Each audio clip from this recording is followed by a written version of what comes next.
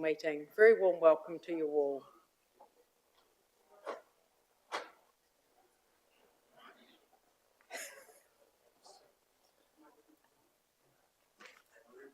Today is certainly, just as everybody gets organised and comes up here and we turn on our microphones and things, this is actually a wonderful celebration because we have worked very closely with our multicultural community to develop the first multicultural strategy for the North Island, and it is very, very exciting for us to celebrate the diversity and inclusiveness of our community in the chamber today. So we'll just get the microphones on and then we'll start with our prayer today. Kia ora. Yes, certainly, Sugdi.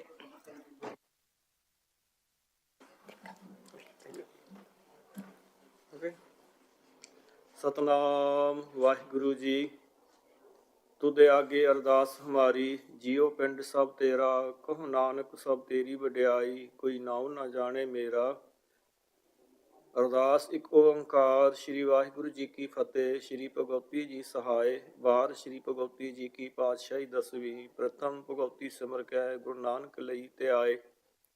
ਫਿਰ ਅੰਗਦ ਗੁਰ ਤੇ ਅਮਰਦਾਸ, ਰਾਮਦਾਸੈ ਹੋਏ ਸਹਾਏ। ਅਰਜਨ ਹਰ ਗੋਬਿੰਦ ਨੋ, ਸਿਮਰੋ ਸ਼੍ਰੀ ਹਰਿ ਰਾਏ। ਸ਼੍ਰੀ ਹਰਿ ਕ੍ਰਿਸ਼ਨ ਧਿਆਈਐ, ਜਿਸ ਡਿਠਿਆ ਸਭ ਦੁਖ ਜਾਏ। ਤੇਗ ਬਹਾਦਰ ਸਿਮਰੀਐ, ਕਰ ਨਾਉ ਨਿਦਿਆਵੈ ਧਾਏ। ਸਭ ਥਾਏ ਹੋਏ ਜੀ ਸਹਾਏ। ਦਸਵੇਂ ਪਾਤਸ਼ਾਹ ਧੰਨ ਧੰਨ ਸਾਹਿਬ ਸਤਿਗੁਰੂ ਸ਼੍ਰੀ ਗੁਰੂ ਗੋਬਿੰਦ ਸਿੰਘ ਜੀ ਮਹਾਰਾਜ, ਸਭ ਥਾਏ ਹੋਏ ਜੀ ਸਹਾਏ। ਦਸਾਂ ਪਾਤਸ਼ਾਹੀਆਂ ਜੀ ਕੀ ਜੋਤ, ਧੰਨ ਧੰਨ ਸਾਹਿਬ ਸਤਿਗੁਰੂ ਸ਼੍ਰੀ ਗੁਰੂ ਗ੍ਰੰਥ ਸਾਹਿਬ ਜੀ ਕੇ ਪਾਠ। ਦਰਸ਼ਨ ਦਿਦਾਰ ਕਾ ਧਿਆਨ ਧਰ ਕੇ ਬੋਲਣਾ ਜੀ ਵਾਹਿਗੁਰੂ। ਪੰਜਾਂ ਪਿਆਰਿਆਂ ਚੌਹਾਂ ਸਾਹਿਬਜ਼ਾਦਿਆਂ, 40 ਮੁਕਤਿਆਂ ਹਠੀਆਂ, ਜਪੀਆਂ ਤਪੀਆਂ, ਜਿਨ੍ਹਾਂ ਨਾਮ ਜਪਿਆ ਵੰਡ ਛਕਿਆ। ਦੇਖ ਚਲਾਈ ਤੇਗ ਵਾਹੀ, ਦੇਖ ਸੁਣ ਕੇ ਅੰਡਠ ਕੀਤਾ। ਤਿੰਨਾਂ ਪਿਆਰਿਆਂ ਸਚਿਆਰਿਆਂ ਕੀ ਕਮਾਈ ਕਾ ਧਿਆਨ ਧਰ ਕੇ ਬੋਲਣਾ ਜੀ ਵਾਹਿਗੁਰੂ। ਜਿਨ੍ਹਾਂ ਸਿੰਘਾਂ ਸਿੰਘਣੀਆਂ ਨੇ ਧਰਮ ਹੇਤ ਸੀਸ ਦਿੱਤੇ, ਬੰਦ ਬੰਦ ਕਟਵਾਏ, ਖੋਪਰੀਆਂ ਤੁਰਵਾਈਆਂ, ਚਰਖੜੀਆਂ ਤੇ ਚੜੇ, ਤਨ ਆਰਿਆਂ ਨਾਲ ਚਰਾਏ। ਗੁਰਦੁਆਰਿਆਂ ਦੀ ਸੇਵਾ ਲਈ ਕੁਰਬਾਨੀਆਂ ਕੀਤੀਆਂ, ਸਿੱਖੀ ਧਰਮ ਨਹੀਂ ਹਾਰਿਆ। ਸਿੱਖੀ ਕੇਸਾਂ ਸਵਾਸਾਂ ਸੰਗ ਨਿਭਾਈ। ਸਰਬੱਤ ਸਿੰਘਾਂ ਸ਼ਹੀਦਾਂ ਕੀ ਕਮਾਈ ਕਾ ਧਿਆਨ ਧਰ ਕੇ ਬੋਲਣਾ ਜੀ ਵਾਹਿਗੁਰੂ। ਪੰਜਾਂ ਤਖਤਾਂ ਸਰਬੱਤ ਗੁਰਦੁਆਰਿਆਂ ਦਾ ਧਿਆਨ ਧਰ ਕੇ ਬੋਲਣਾ ਜੀ ਵਾਹਿਗੁਰੂ। ਆਪ ਜੀ ਦੇ ਸਿੱਖਾਂ ਦਾ ਮਨ ਨੀਵਾਂ, ਮਤ ਉੱਚੀ, ਮਤ ਪਰਦੇ ਰਾਖੇ ਆਪ ਅਕਾਲ ਪੁਰਖ ਵਾਹਿਗੁਰੂ ਜੀ। ਜੀ ਨਿਮਾਣਿਆਂ ਦੇ ਮਾਣ ਸਤਿਗੁਰੂ ਜੀ, ਨੇ ਤਾਣਿਆਂ ਦੇ ਤਾਣ ਸਤਿਗੁਰੂ ਜੀ। ਨੇ ਓਟਿਆਂ ਦੀ ਓਟ ਸਤਿਗੁਰੂ ਜੀ, ਨੇ ਆਸਰਿਆਂ ਦੇ ਆਸਰੇ ਸਤਿਗੁਰੂ ਜੀ। ਧੰਨ ਧੰਨ ਸਾਹਿਬ ਸਤਿਗੁਰੂ ਸ਼੍ਰੀ ਗੁਰੂ ਗ੍ਰੰਥ ਸਾਹਿਬ। ਸਤਿਗੁਰੂ ਗਰੀਬ ਨਿਵਾਜ ਪਾਤਸ਼ਾਹ ਜੀ ਆਪ ਜੀ ਕੇ ਪਾਵਨ ਚਰਨਾਂ ਵਿੱਚ ਅਰਦਾਸ ਬੇਨਤੀ ਜੋਦੜੀ ਤਰਲਾ ਹੈ ਜੀ। ਸਤਿਗੁਰੂ ਗਰੀਬ ਨਿਵਾਜ ਪਾਤਸ਼ਾਹ ਜੀ ਆਪ ਜੀ ਕੇ ਪਾਵਨ ਚਰਨਾਂ ਵਿੱਚ ਅਰਦਾਸ ਹੈ ਜੀ। ਕੌਂਸਲ ਦੀ ਮੀਟਿੰਗ ਹੈ, ਗਰੀਬ ਨਿਵਾਜ ਪਾਤਸ਼ਾਹ ਜੀ ਕਿਰਪਾ ਕਰਨੀ। ਜਿਹੜੇ ਕਾਰਜਾਂ ਵਾਸਤੇ ਮਹਾਰਾਜ ਮੀਟਿੰਗ ਹੋਈ, ਸੇ ਕਾਰਜ ਮਹਾਰਾਜ ਆਪਣੀ ਕਿਰਪਾ ਕਰਨੀ, ਰਹਿਮਤ ਕਰਨੀ, ਵਿੱਚ ਵਰਤ ਕੇ ਮਹਾਰਾਜ ਕਾਰਜ ਸਫਲ ਕਰਨੇ। ਸਮੂਹ ਮੈਂਬਰਾਂ ਦੇ ਸਿਰ ਤੇ ਮਿਹਰ ਭਰਿਆ ਹੱਥ ਰੱਖਣਾ। ਹਰ ਮੈਦਾਨ ਫਤਿਹ ਬਖਸ਼ਿਸ਼ ਕਰਨੀ, ਚੜ੍ਹਦੀਆਂ ਕਲਾਂ ਬਖਸ਼ਣੀਆਂ ਜੀ। ਜੋ ਜੀ ਆਪ ਜੀ ਦੀ ਸ਼ਰਨ ਆਵੇ, ਸਦਾ ਸੁਖੀ ਜਾਵੇ। ਸੁਖ ਹੋਵੇ ਨਾਮ ਚਿਤ ਆਵੇ, ਨਾਨਕ ਨਾਮ ਚੜ੍ਹਦੀ ਕਲਾ। ਤੇਰੇ ਭਾਣੇ ਸਰਬੱਤ ਦਾ ਭਲਾ। ਵਾਹਿਗੁਰੂ ਜੀ ਕਾ ਖਾਲਸਾ, ਵਾਹਿਗੁਰੂ ਜੀ ਕੀ ਫਤਿਹ। ਬੋਲੇ ਸੋ ਨਿਹਾਲ, ਸਤਿ ਸ੍ਰੀ ਅਕਾਲ। ਬੋਲੇ ਸੋ ਨਿਹਾਲ, ਸਤਿ ਸ੍ਰੀ ਅਕਾਲ। ਬੋਲੇ ਸੋ ਨਿਹਾਲ, ਸਤਿ ਸ੍ਰੀ ਅਕਾਲ। ਬੋਲੇ ਸੋ ਨਿਹਾਲ, ਸਤਿ ਸ੍ਰੀ ਅਕਾਲ। ਬੋਲੇ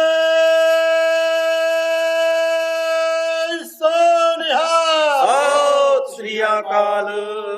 ਵਾਹਿਗੁਰੂ ਜੀ ਕਾ ਖਾਲਸਾ, ਵਾਹਿਗੁਰੂ ਜੀ ਕੀ ਫਤਿਹ।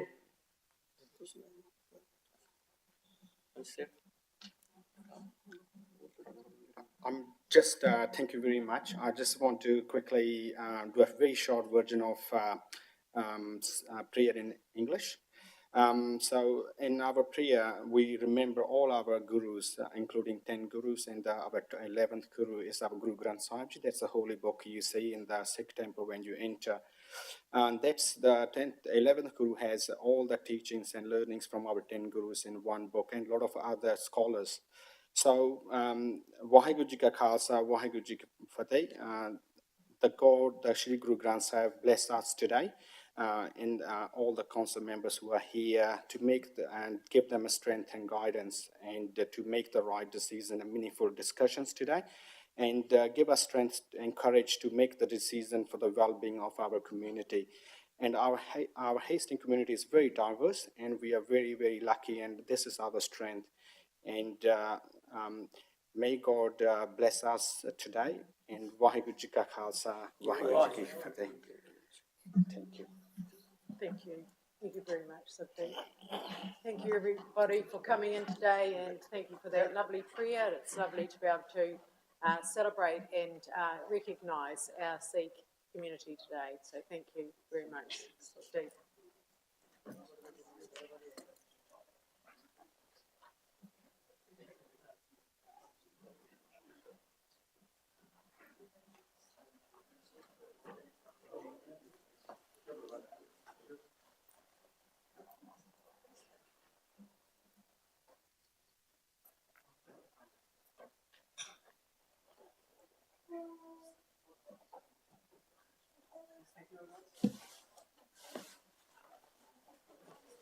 Lovely to see you all.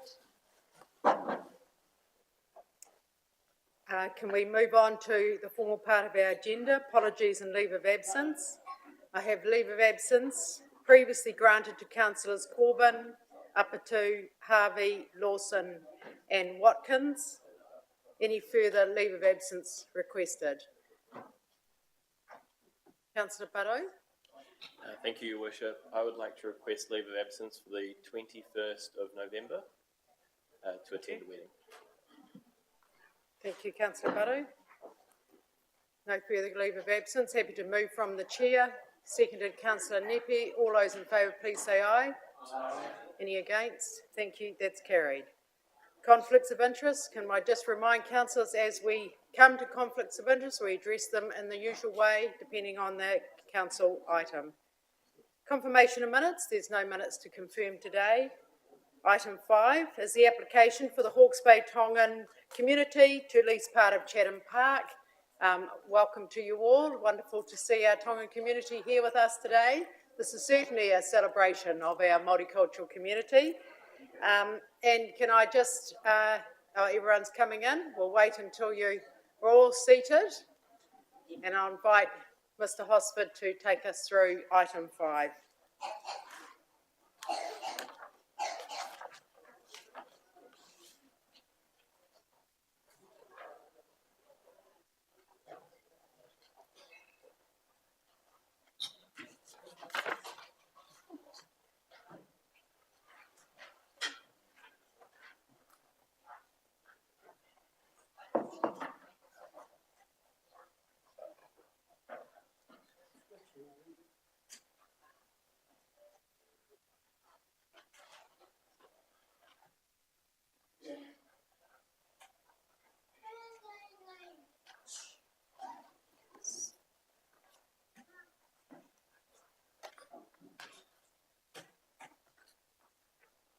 Recommendations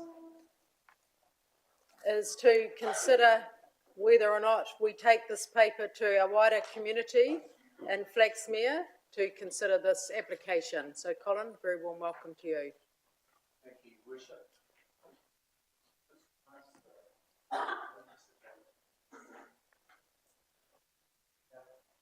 Just got a brief overview for you. Thank you. Good afternoon, Your Worship, them here and councillors. Firstly, I'll take the report as read. We had a workshop that covered a number of these matters already.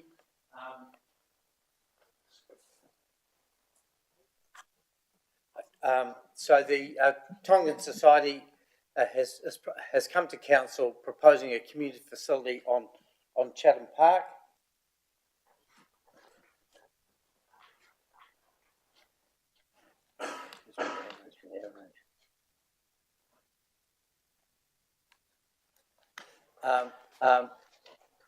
Essentially, the local community in Hawke's Bay comprises statistically of around 1,000 people. They seek a community hub. They want to have a strong centre for the Tongan community. The desire to foster cultural values and a purpose-built facility. In Flaxmere, there will be multiple uses that will be open to other community groups to use.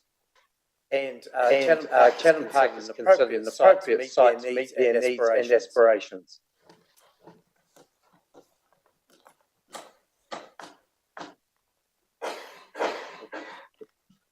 Going the wrong way. Just bear with me.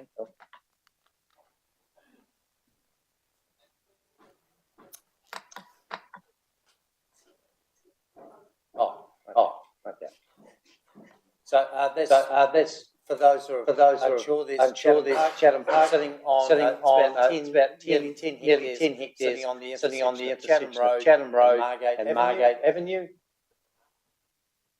Currently there is used only sporadically. Cricket would probably be the main use, plus some informal community activities.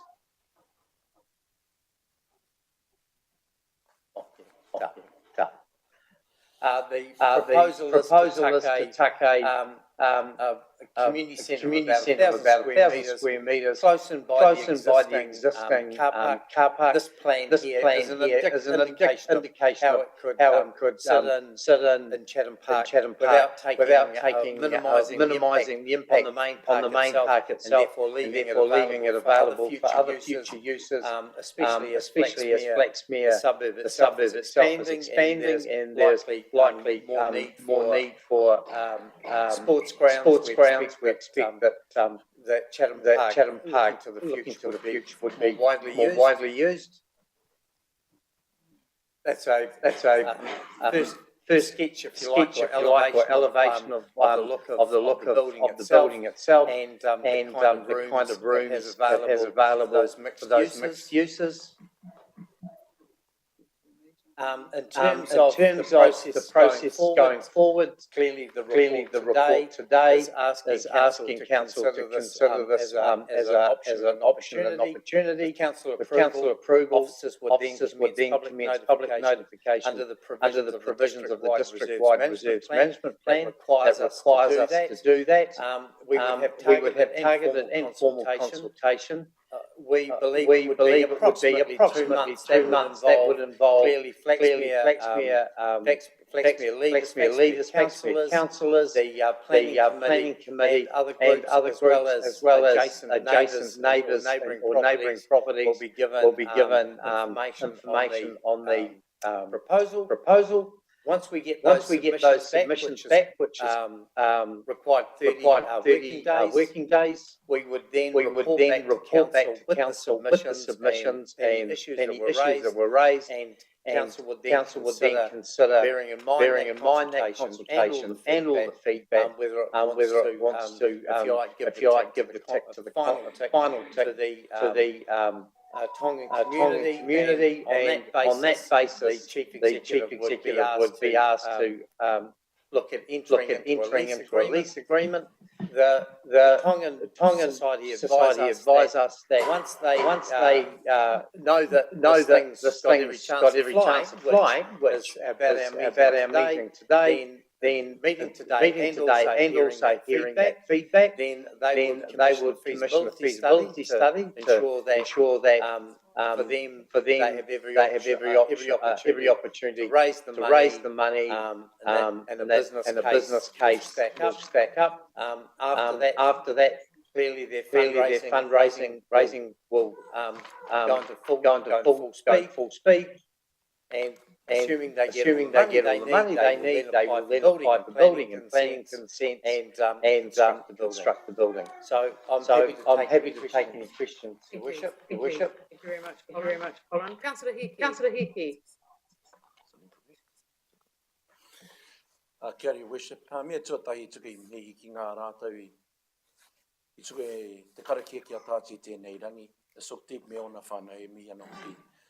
E tuku mihi ki ngā whānau kua tai mai nei. Te whānau o te Tongan. Nau mai hara mai.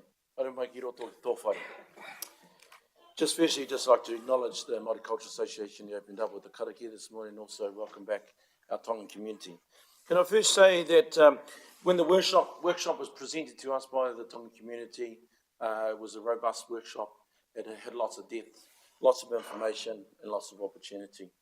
I also want to acknowledge that this group doesn't represent all Tongans in a sense in Te Matawa Maui, Hawke's Bay, and in Hastings, and that there are other smaller groups and other groups as well that are of the Tongan ethnic community. And I know that at this stage of consultation is that we'll take it out to the community. And I'm very supportive as the Councillor for Flaxmere to support the recommendations that are laid in here in this document, that we take it out to the community for consultation and for feedback, and that anyone else that's in the community can have that opportunity to have their whakaaro and have their kōrero. I welcome the opportunity of growth within the Flaxmere community to add value to what's already been added there. And so I'd just like to say thank you once again to our whānau that have come here and wish to move the recommendations as laid out 1 and 2. Thank you, Councillor Hickey. Do I have a seconder? Councillor Nepe? Kia ora. Next speaker, Councillor Fowler. Thank you, Worship. I wonder if part of this recommendations we could add a recommendation C, and that's to look at the name Chatham Park to see its suitability and whether we should be looking to change that more in line with today. I'll just go back to the mover and the seconder to ask their views and see if they would consider that as a recommendation C. Councillor Hickey? You happy? Yes. Councillor Nepe? Thank you. Great. Thank you very much, Councillor Fowler. Councillor Jessup. Ngā mihi nui ki o mātou whānau, te Tongan whānau, ki konei, i tēnei wā. I'd just like to stand in total for the recommendation, but to also understand that, like us as Māori, we have different iwi, Ngāti Kahungunu, Ngāpuhi, Ngāti Parau, so that we need to make sure that the input and feedback from our Tongan whānau katoa is very much important in this taki. So I was just interested in asking how is that going to be managed? Do we have someone who's going to manage the consultation process for us here? Naomi, is that your team? I'll speak to that.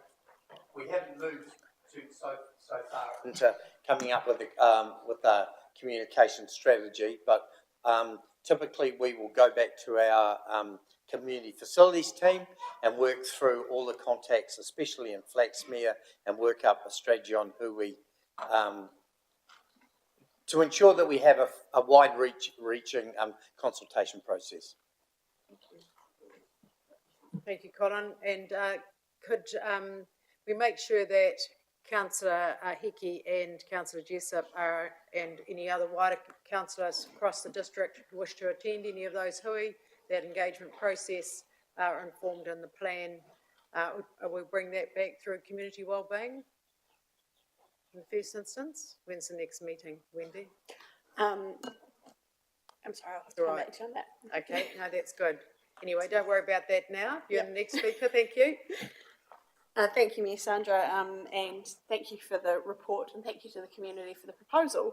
I'm really keen to understand, I can see from the proposed plans that parking has been addressed, but interested to understand traffic management, given at times this could be a very busy facility, and how traffic will flow onto the road that it's connected to, and whether any consideration has been given to that yet, or if that's at a later stage. Through you, Your Worship. It will be at a later stage as the plan develops. what we've tried to bring you today is, I suppose you'd call it a 85% concept of this is where it can fit. There is parking.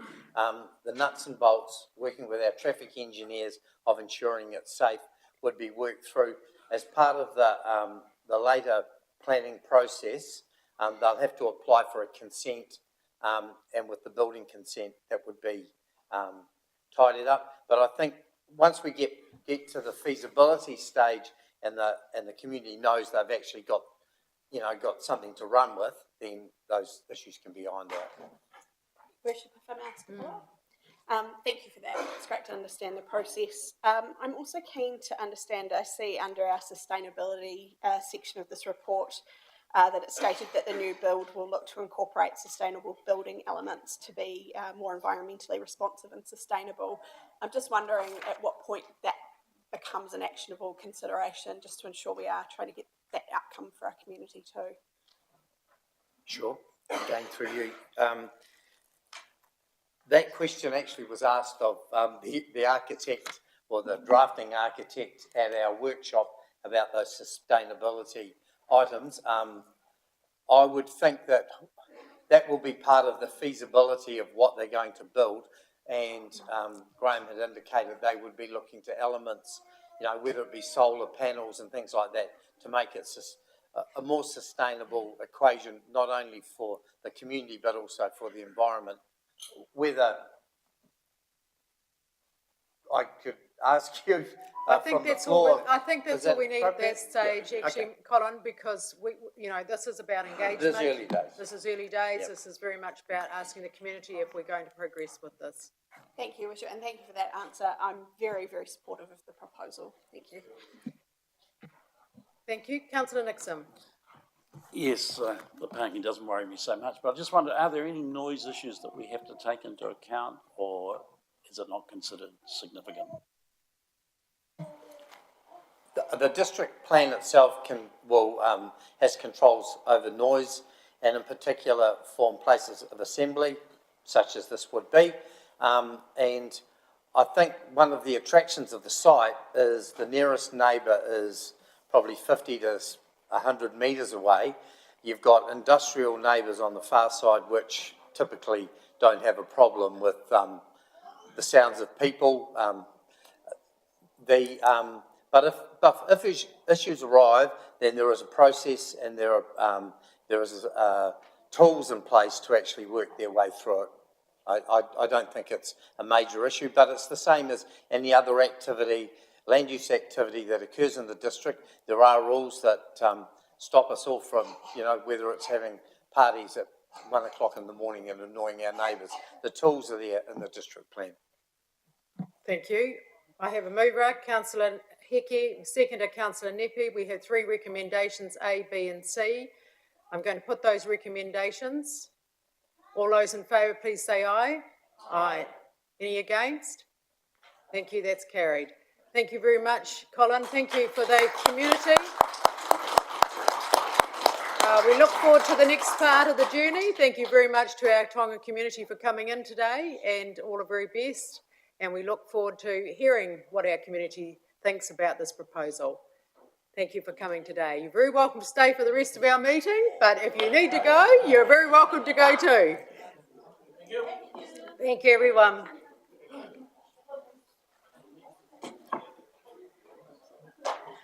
We now move on to item 6, which is the Mayor's update. And as September, October have been very, very busy months with lots of events and activities, and I now wish to share those with you. First and foremost, we had Councillor Hickey and I attended the Flaxmere Boxing Academy prize giving. It was wonderful to be able to, in September, present our Flaxmere Boxing Academy with their prizes.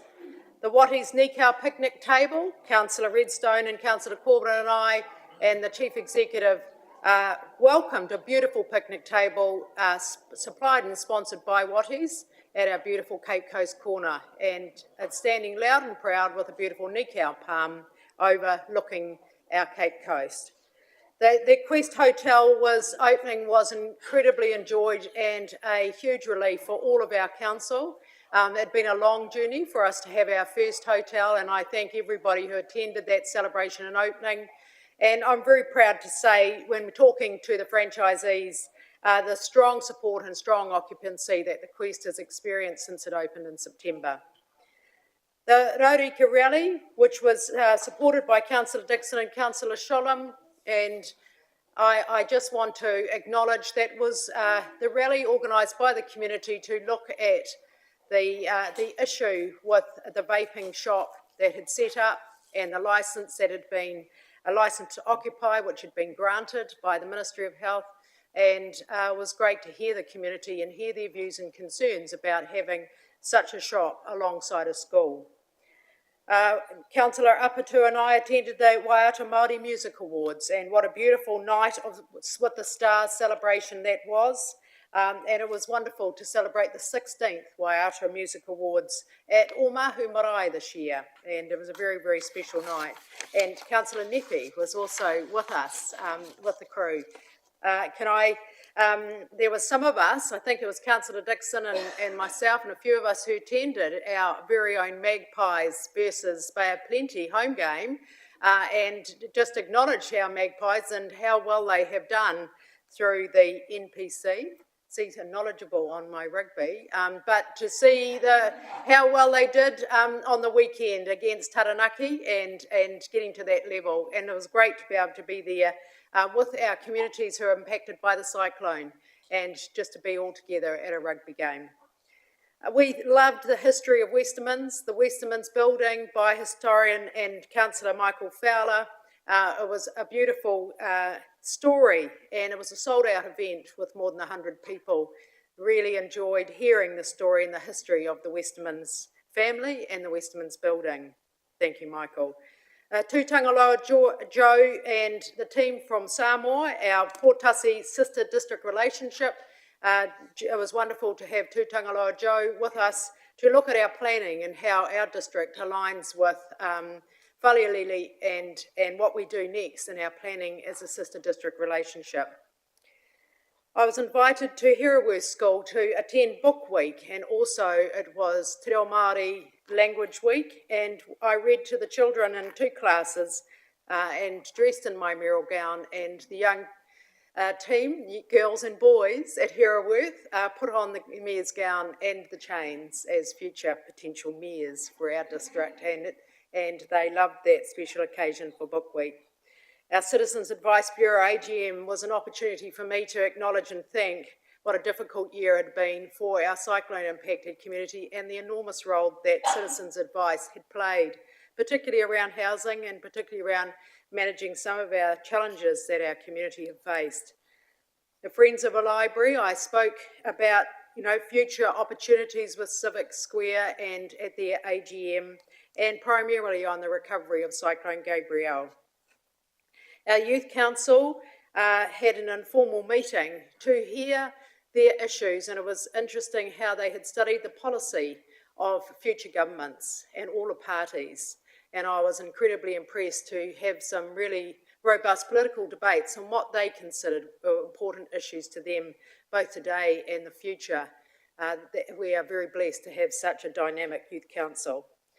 The grand reopening of Cafe Larder was attended by Councillor Harvey, our Ambassador Henare and myself, and it was a very special occasion after such devastating impact, the damage to Cafe 5 in Larder. And if you haven't been down there, when we cut the ribbon, it is absolutely beautiful in there. So get in there. The golf course is back performing well. Everybody can go and join and have a drink at the bar or have a coffee in the cafe. And it was lovely to cut the ribbon on and the team have worked incredibly hard to get that up and running in time for spring. The Lindisfarne College celebrated 70th celebration and cocktail party attended by our Deputy Mayor, Councillor Kerr, and thank you for attending that event, a very special event as Lindisfarne has been part of our community for 70 years. There was a book launch, My Story, the private memoirs of Frank Bannerman Logan, and our Deputy Mayor attended that book launch on our behalf. There was a visit by Prime Minister, the Honourable Chris Hipkins, and there was a program to have a look at the refuse transfer station with our Chief Executive and our Deputy Mayor, and showing the ministerial party all of the benefits of diverting construction waste to landfill and waste minimisation. The Blossom Queen High Tea gathering, where our Blossom Queens came from as far as Australia, attended by Councillor Kerr and Councillor Sholem, and Councillor Redstone, and Councillor Apatu, and how lovely that was. And we had an amazing feedback about how much our Blossom Queens enjoyed the high tea. The annual Blossom Parade was celebrated by so many, and one I've heard that is the best Blossom Parade yet in all those years. And so there were so many from across the community that came out and enjoyed the beautiful parade. Harcourt's Hawke's Bay Women's Triathlon was attended by Councillor Wendy Sholem, and a triathlon event was had and officiating handing out of the awards. And can I acknowledge all the councillors who have contributed and supported the enormous amount of events that we've had to share over the last month. We had the official welcome of the Spring Hill and opening of Spring Hill Centre, and Councillor Apatu attended that event. We also had the Rod Triplo function celebrating the amazing service of Rod over many years in the Havelock North Fire Brigade, and thank you to Councillor Fowler who attended that celebration of Rod's contribution to the fire service. The Tongan Language Week, attended by Councillor Heki, and what a great celebration that was with the carver ceremony in the council chambers and everybody here singing, and the beautiful colour and the raising of the flag, and what a special event that was. We had this great Chardonnay celebration, a national event held in Heretaunga Hastings.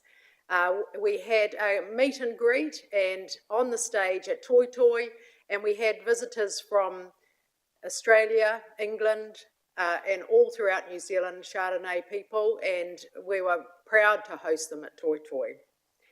We had the official opening of the new Petanque Club and courts, 8 courts in the Cornwall Park.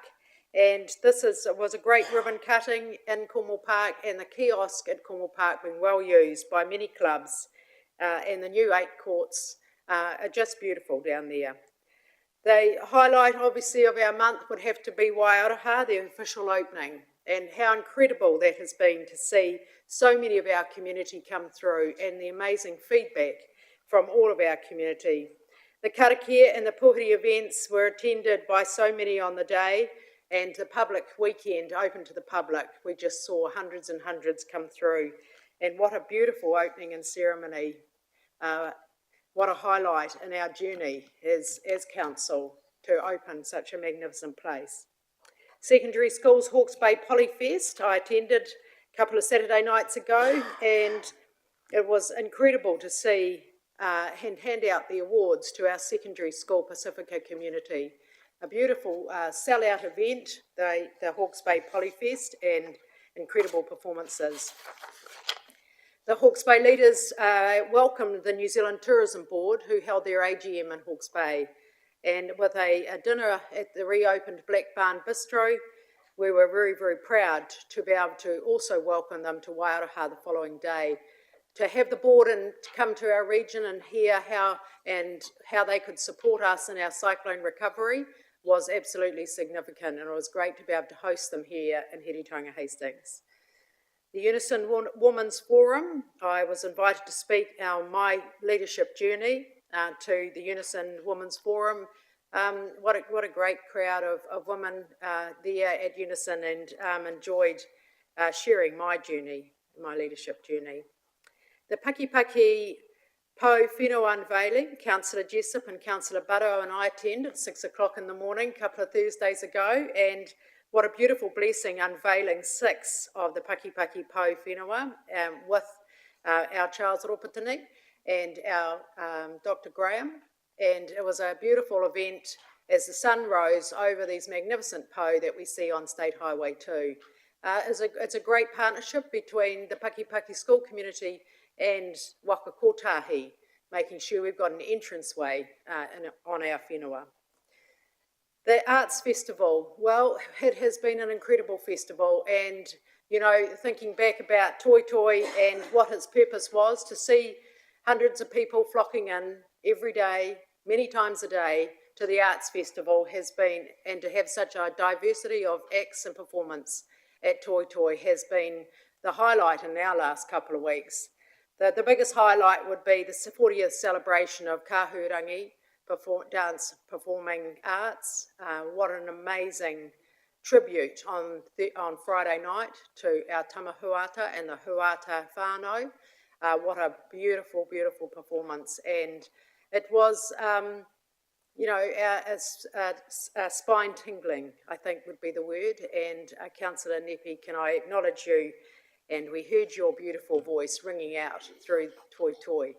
And it was an amazing celebration of the story of Tama and the Huata whānau, and to have the First Nations people from Canada perform, as well as sitting alongside Queen from Rarotonga and the Rarotongan crew performing, it certainly moved us, didn't it, Nigel and Kelly and Henry, and thank you, Henry, as the chair of Kahurangi. What a beautiful tribute that was.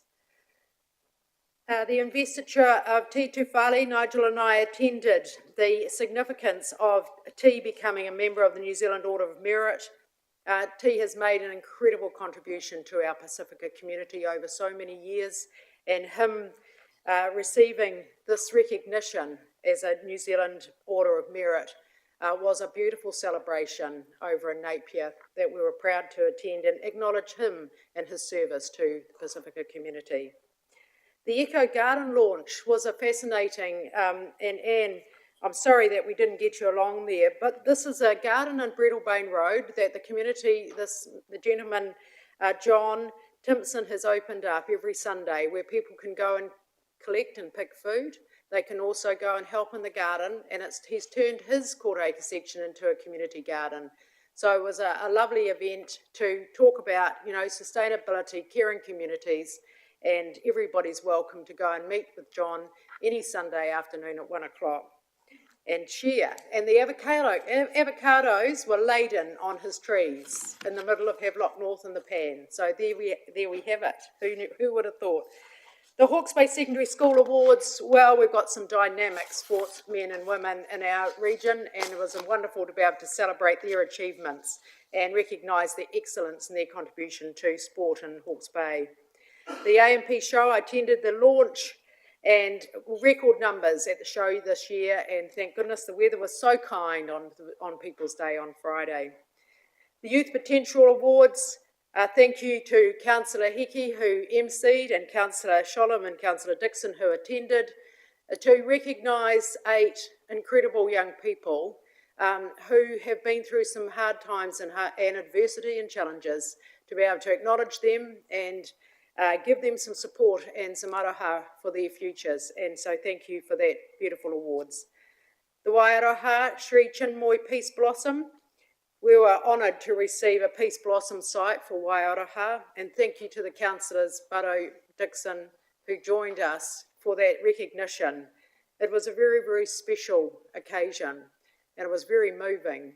And Councillor Jessup, thank you, Kelly, for coming. It was very special. It was very short notice. They gave us a week. They'd seen the opening of Waiaroha on television and needed to come down and present us with that significant achievement. So thank you. That is a dedication to world peace. And for us to have Waiaroha up there with the Taj Mahal, the Niagara Falls, the Matterhorn, and Waiaroha, we can proudly be very, very excited about that achievement.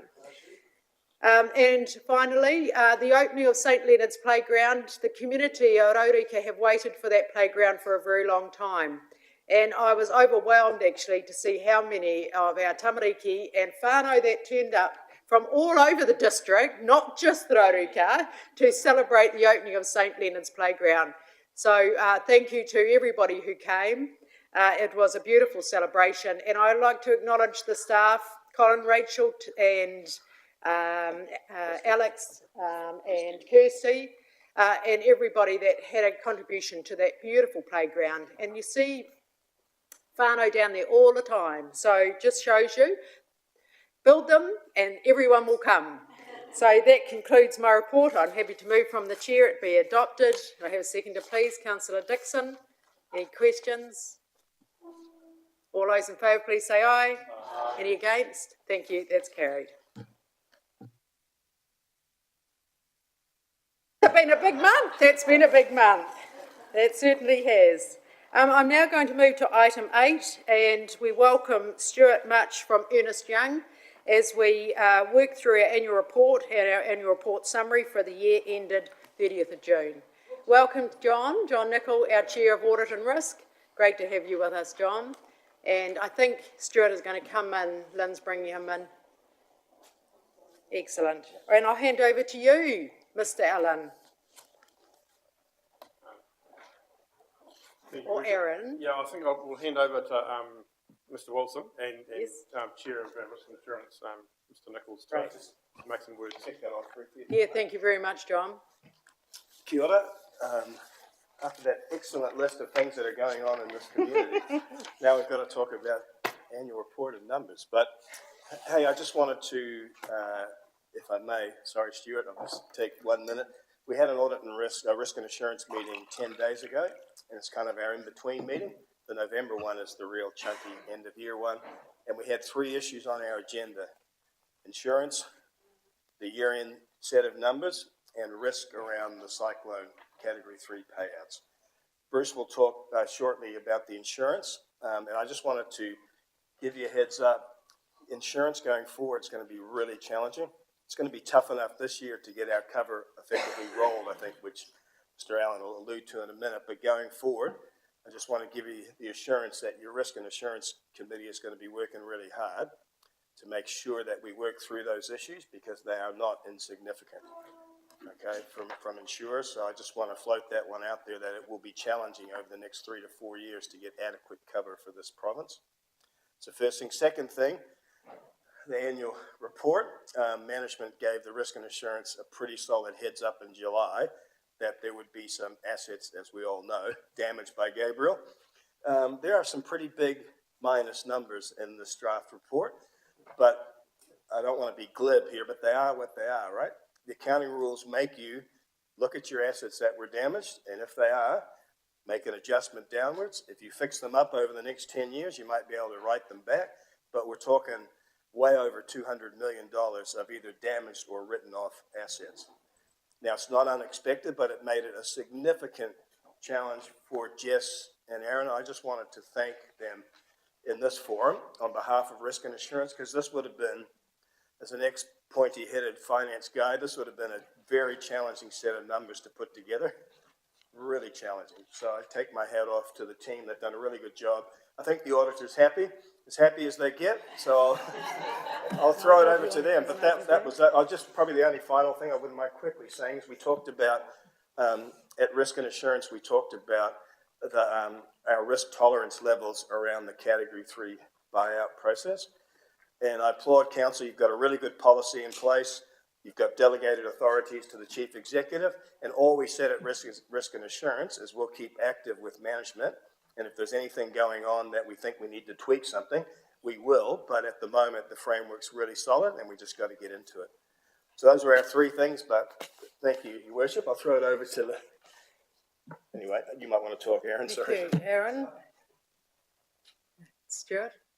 Your Worship, I'd just like to let Stuart, Mr. Much, actually report from an audit point of view, and then when he's finished his comments, then we can make out. That'd be great. Welcome, Stuart.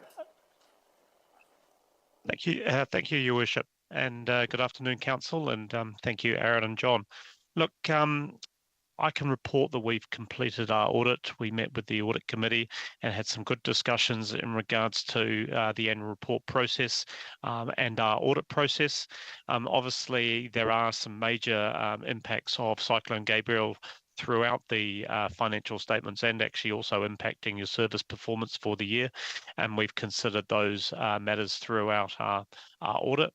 At the point of time when we met with the audit committee, there was still a couple of procedures that we were closing out. One was just in regards to the valuation, and subsequent to a small amendment that has been resolved, and also just some testing in regards to the costs that you've incurred with your roading network subsequent to February, but prior to June, to ensure that that was being classified appropriately between the repairs versus actually the reconstruction of assets that had either been heavily impaired or destroyed.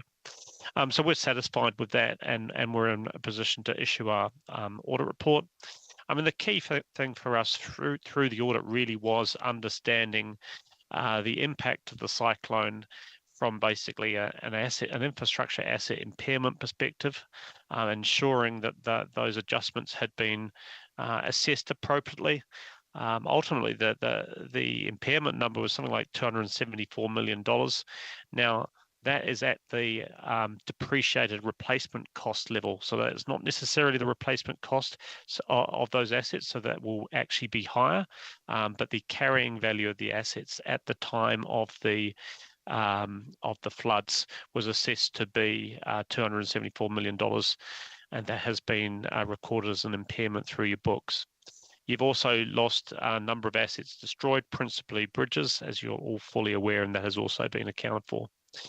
On the other side of things, we also increased our level of focus on the Waka Kotahi funding that you're receiving. And as you'll look through your financials, you'll see that you receive substantial funds to help with the recovery from the floods in terms of how that's been accounted for.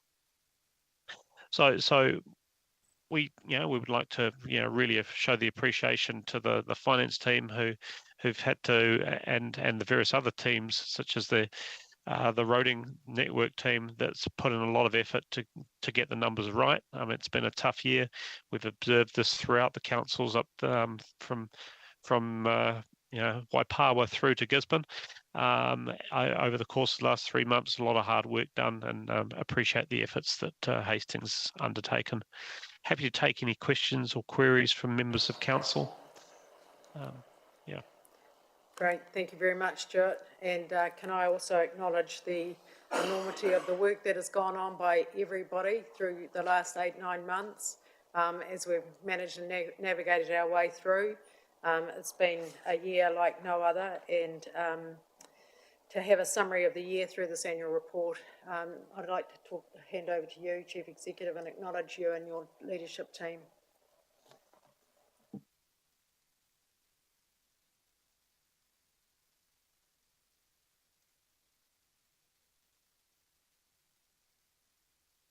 Event through this fiscal year was Cyclone Gabrielle and the response to that.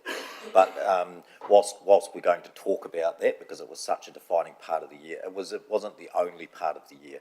Obviously, council, we're in this represents year 2 of our three-year LTP cycle, where you adopted on behalf of the community quite a big vision and half a dozen really big priorities for our community across infrastructure, growth, our CBD revitalisation, homes for our people, being the economic powerhouse and continuing to underpin growth. And just want to take the time to kind of reflect on the kind of key achievements in the areas of the LTP, whilst acknowledging that certainly the latter part of this financial year was dominated by Cyclone Gabrielle. But if you indulge us, we've just got a few slides to run through across those key elements of 2022-2023.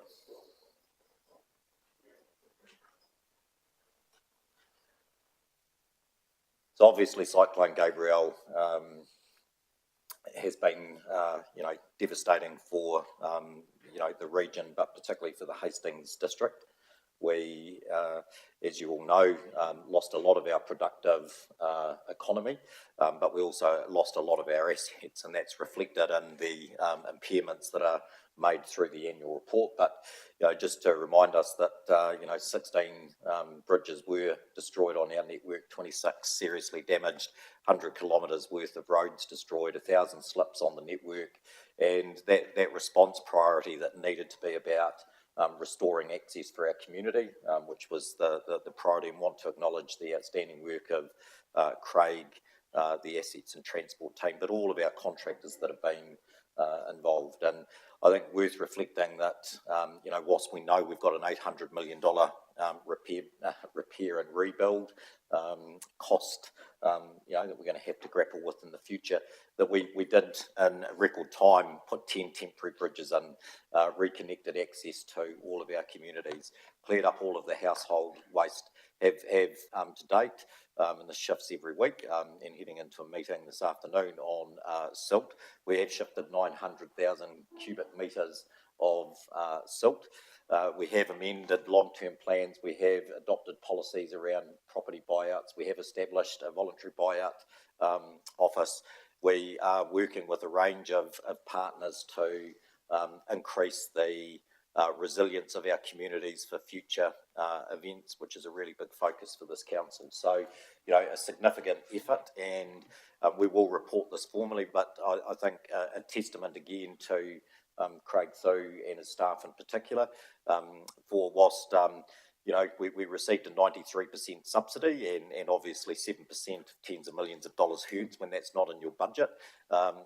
We've spent, in the order of $80 million on roads since February. We've just had a Waka Kotahi audit completed, and they found questionable expenditure of about $239 on $80 million worth of spend. So pretty solid, level of assurance that I think we can have around the way that we're basically using our systems and our processes and our, the capabilities that we have to get on with the rebuild. So you don't hear my voice entirely. I'm going to flick now to Economic Powerhouse, and Bruce or Craig might.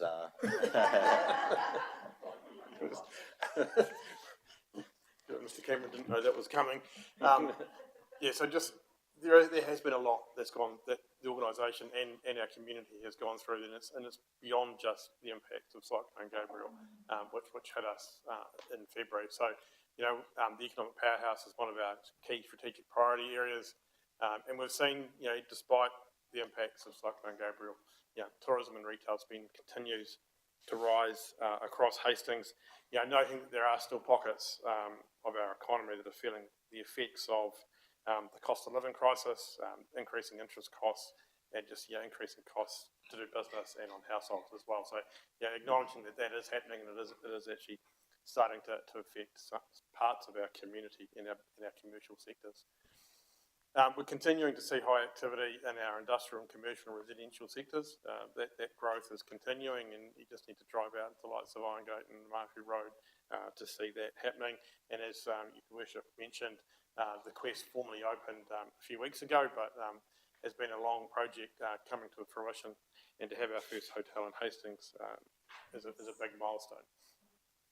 And during the course of the year, and following council decisions in a previous financial year, we are now the owners of the Taumawana Showgrounds, and work has now begun in building that facility up.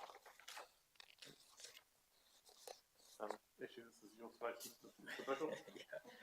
So Homes for Our People has been a really big focus since 2019, and I think worth reflecting that over the course of the last year, it is almost a year to the day, and a very rainy day in Flaxmere that we had Minister Woods at the time announce the significant infrastructure funding for Hastings, nearly $20 million that assists with some of the major infrastructure upgrades that we're going to do to wastewater in particular, that enables a lot of the planned growth, and particularly for Pāharakeke, where there continues to be a lot of housing development underway.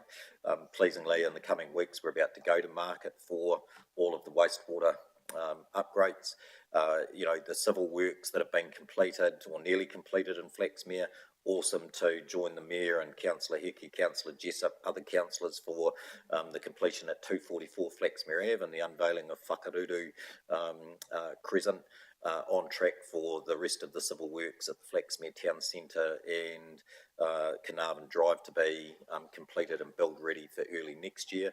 Again, worth reflecting that in the last fortnight we've had confirmation of $20 million worth of funding for both council and the Tai Whenua to build 66 affordable rental homes in Flaxmere alongside the planned development of a whole lot of affordable first homes. We've continued to see significant ongoing investment from Kāinga Ora into continuing to deliver public housing.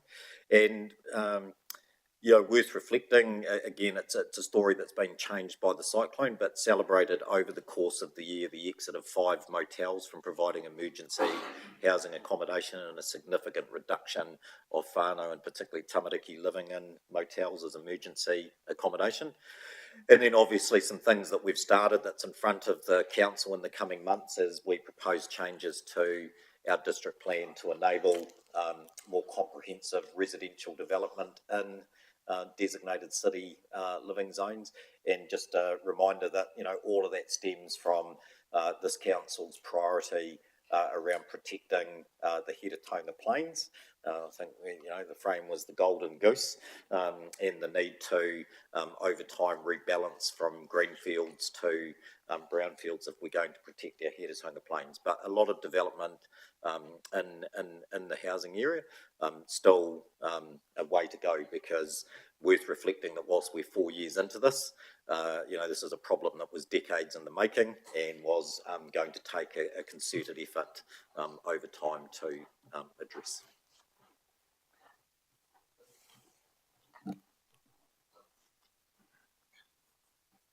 Might go to Mr. Thu.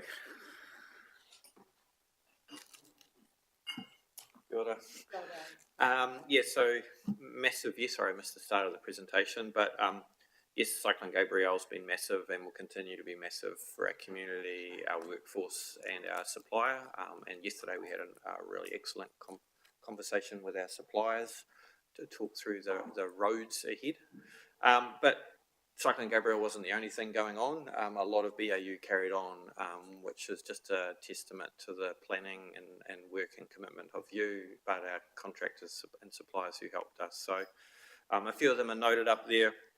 Obviously, we secured a significant funding package, and I see Ian at the back of the room, just around making our roads safer around schools, getting that Napier Crosses Road roundabout, and it's been a long time coming for many people in that community. And obviously the Tauranga Boardwalk, that first stage of that boardwalk project, with the second stage underway, was been well welcomed by our community out there, and was lucky enough to receive an award at the IPWEA, or now known as Opopo, because organisations like to keep renaming themselves, awards session. So big year for the team, big year for the community, and more to come the following.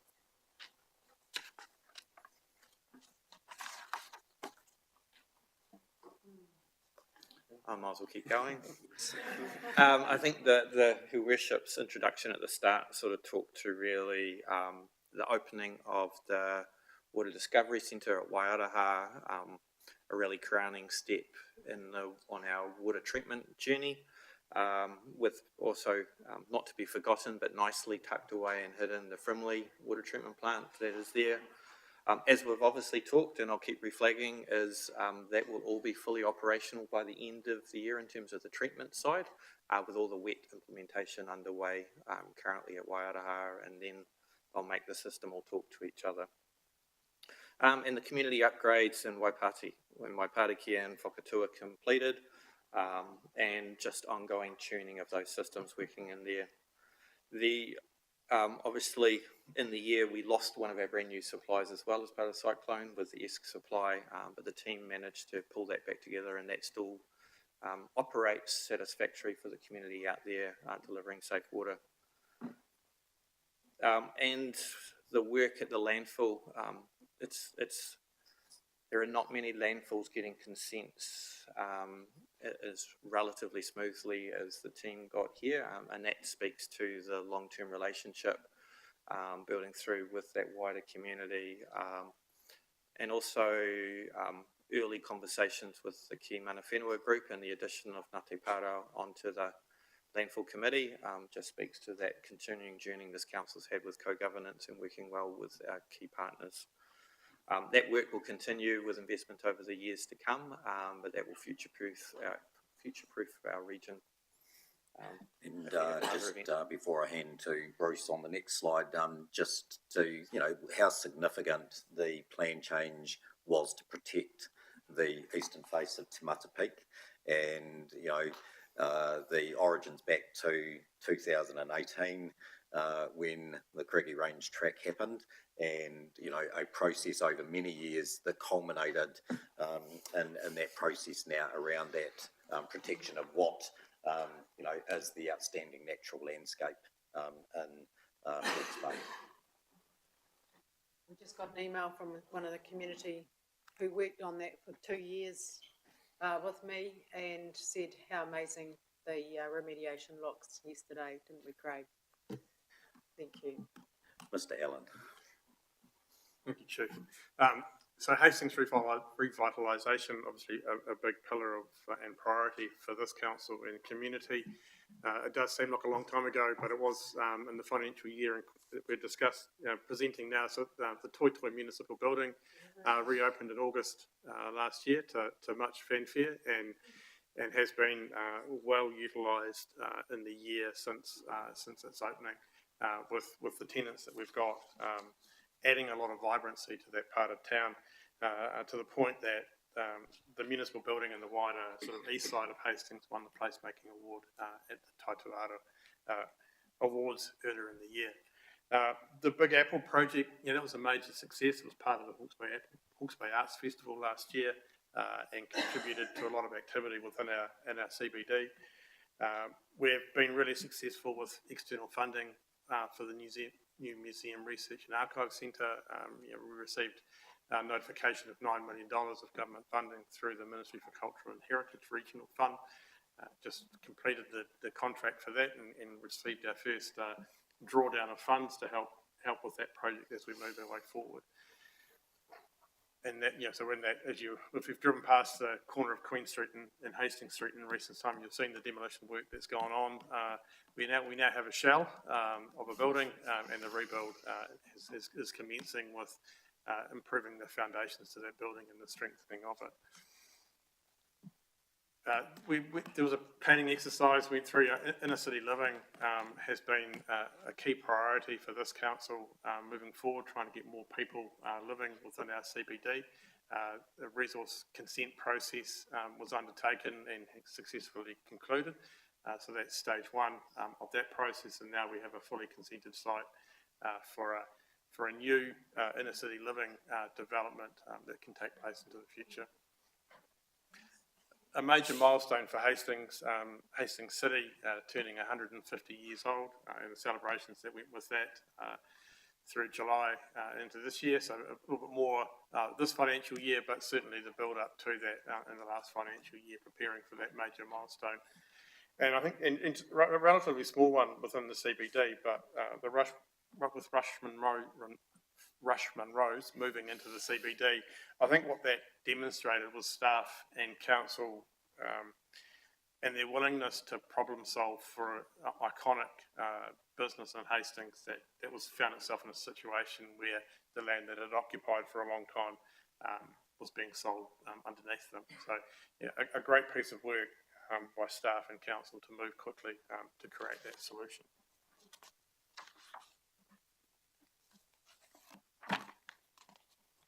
So whilst the Mayor has proudly talked about things that we've done very recently in this financial year, it is worth reflecting that in the year under review, we continue to enhance where we live with the Cornwall Park upgrade.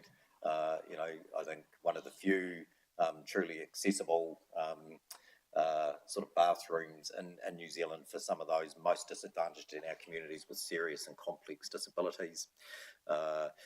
The new playground at Loricock Reserve, Ron George and Ngaradodo Reserve upgrades, does seem like a long time ago, but it's less than a year ago that we all turned up in Paharakeke for the opening of the absolutely fantastic skate plaza out in Flaxmere, and obviously the decisions that the council made, and we've been doing a lot of that this financial year with the significant improvements to Splash Planet, which we're all excitedly looking forward to being open again to the public on the 20th of November.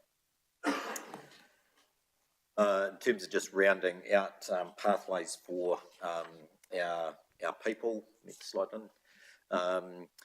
I continue to play an important role in supporting our community groups through our grants program, the move into the Pacific with the agreements between Hastings District Council, Ngāti Kahungunu, with the Portasi and Whili'i village and district in Samoa, the formal adoption of our Hastings Youth Strategy, and again, a bit of a first in New Zealand, the rollout of our bilingual road signs through Hiratanga.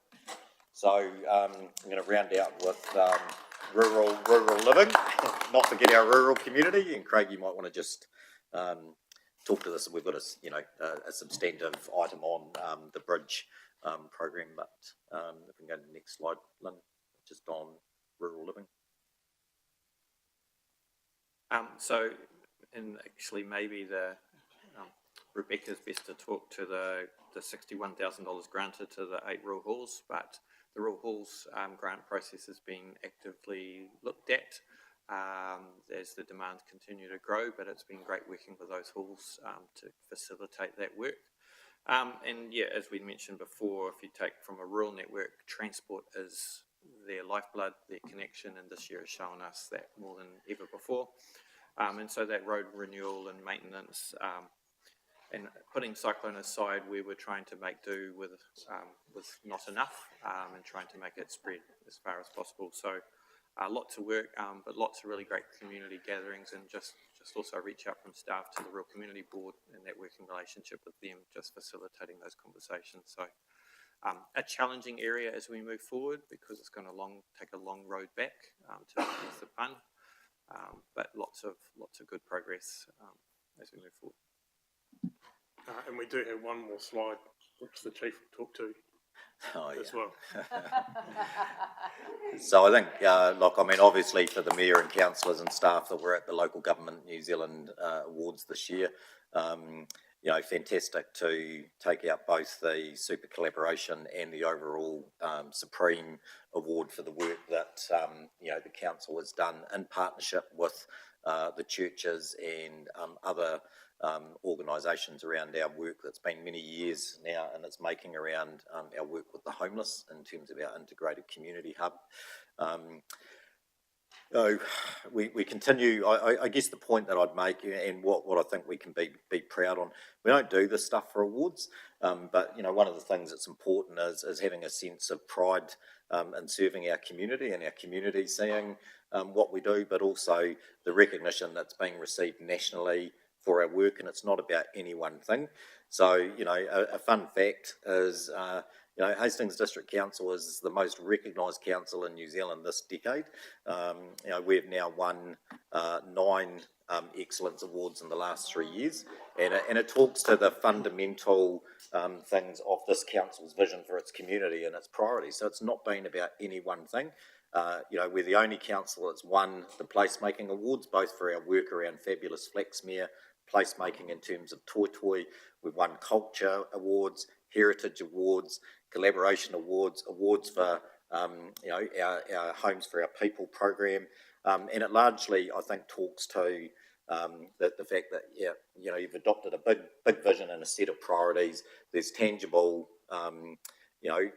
results in each of those areas, and I think it's just, I think, a recognition of that there's actually amongst all of our challenges, and there's plenty of them, particularly post-cyclone, there is actually a lot to be quite proud of what's been delivered across many areas that speak to the 4 well-beings that we look to advance for Hastings. So with that, I'm very happy to take any questions. Thank you very much. Thank you for that report, and no wonder we feel so tired.